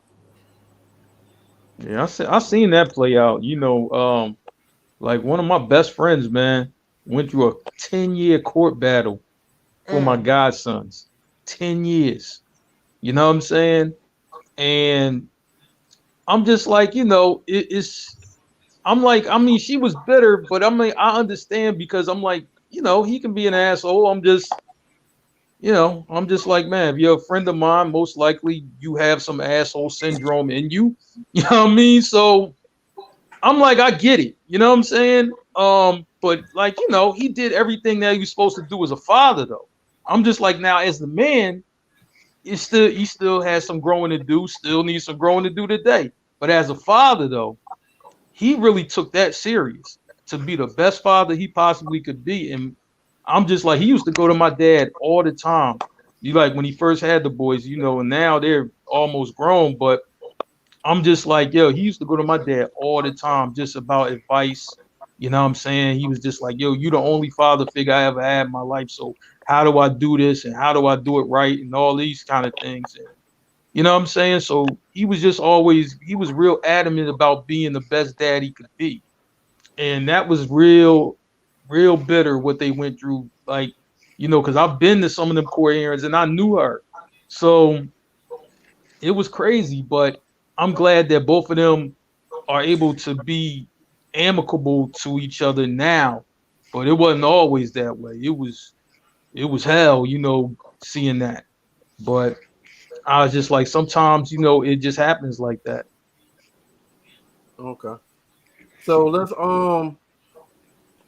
I think we hit we could deep dive more, but I think we hit all the angles. Now there's more information with each angle that we hit, but we hit every angle as far as like the family structure over the last 60 years. Hey, Sean, come back. I don't know what happened to Ife because I would love to hear everybody parting shots. Well, we can go ahead and do that now. Yeah, that's why I said Sean, stats. But who will go first? Can you hear me? Yeah. Okay, because I was having some difficulty. I'm sorry. Okay. All right, who will go first? Trey. I'll go first. To just say, mine's is short. Like I feel like I agree with Mark 100%. I feel like will we want everybody to have a family and have family structure, this and the third? Yes. Unfortunately, the way society is, it's not like that anymore.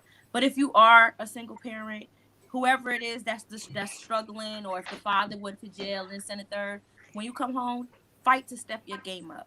And for the moms, be more open. You know what I'm saying? Communication is big. Respect is big. If you don't like each other, have that conversation, not with the child, not in front of the child or whatever. Y'all are going to disagree, but just come together eventually. You know what I'm saying? Co-parenting can work if you just get your feelings and bitterness and emotions out of the situation.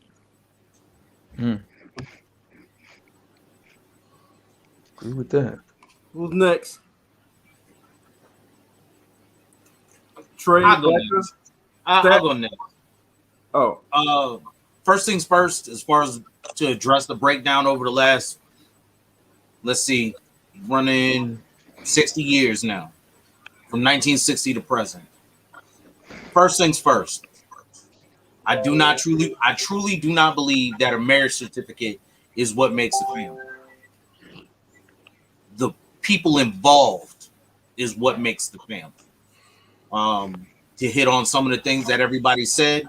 One, make sure you and the person you're starting a family with are on the same page. Communication is key. That was said tonight. It is absolutely true in every situation. Beyond that, everybody needs to know, especially in the Black community. Everyone needs to know. If you are going to try and start a family, it is literally you against the world. Your children, although they are the apple of your eye, you need to do what you need to do with your spouse to make sure those kids are taken care of. Kids don't get an opinion until the marriage has ended. Period. When it goes to court, that's when the kids start being able to get their opinion. Beyond that, it is your responsibility to make sure that that family unit stays a family unit. Ife, can you hear me? Yes, I can. We wrapping up. We're doing a parting of ways shots part. So go ahead, give your wrap up. My wrap up. So, well, for my wrap up, I have faith in the Black family. I don't want us to get too sidetracked by, our challenges. And yeah, we have some issues, but I believe that we're working on it and we're going to get right. Okay, glass half full. I got you. I'll go next. As far as the Black family, I think we have to understand that the Black family is not a monolith. There are so many different types of Black families and different levels that will determine what Trey said. You make the decision of what a family is. There is struggles that we deal with, but I do believe because we are, as Black people, resilient, we will get through those struggles, and we will struggle in that process of getting past that. Do I think it's it'll never be a problem? No. I think that this world is set up so that there is going to always be some type of struggle in keeping the Black family together. But through, practice makes perfect. So even though we've been at it 60 years and better, I think now people have the understanding of how strong a Black family is, and will work harder to get to it, as long as we try not to let the outside factors matter too much. If we govern our families our own way, it can get better. Yeah, I mean, that's good. Hey, I'm gonna say like this, right? I just think, I mean, I think it needs to be a communication and respect level, when dealing with each other. You know what I'm saying? Especially if you have children, together. Now, if it's just, like Becca was explaining her situation, like, look, it's impossible really to make that part work. Now, when it's just that untenable, it ain't nothing you could do with that. But at least she tried. You know what I'm saying? But I was just like, most situations ain't like that. It could, it just could be a breakdown in communication. You know what I'm saying? But this man wanted to be a father to his kids. She wants, or she wants, for that man to, be in her life and be in the kids' life. I'm just like, it's a way to do that, and still be respectful to one another. Y'all just might have a difference of opinion, but, that can be worked out. I just think, the communication and respect is just lacking, today with most people, especially Black people, as they talk to each other. You could just see how that goes. But I think, what I'm saying, like, if we can kind of close the gap on that, we can build better structures, what I'm saying, where, like that could happen, what I'm saying, and, we'd be better off, as a family unit, if the communication's a little better. So I just think, before you about to lash out at somebody, and this is somebody, you talk to, every day or every other day, just kind of try to think about what you say before you say it. I understand some things need to be said in this rawest form, but some things don't. And sometimes, you can kind of pull back a little bit and just be like, all right, let me explain it. You know what I'm saying? And, I just think that just needs to happen more, with our people. Stacks. I'm not going to be long-winded. This is one of the better topics we had in a long while, in my opinion. So I appreciate the dialogue. I appreciate the people that visited. Yeah, this was a really good topic. Really good layout and all that stuff. My parting shots is mainly, to me, it's all about errors, and times have changed. There's things that's been put, obstacles and paths and things that's been put in our way to where it's forced that change. And I think that a lot of folks, because of those things that we've seen in the past, are scared to death of getting married on both sides. But hopefully, we could bridge that divide, come to a better understanding, and keep this thing going as far as the traditional Black family. And that's all I got. Shout out to me.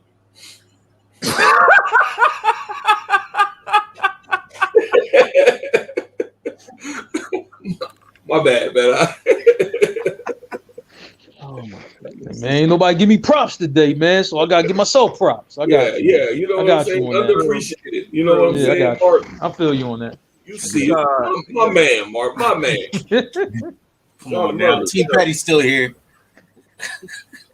Wow. My man Trey too, man. I don't know about Sean Murray, but hey, working on it. Wow. Go ahead, Sean. Man, yeah, that guy needs help.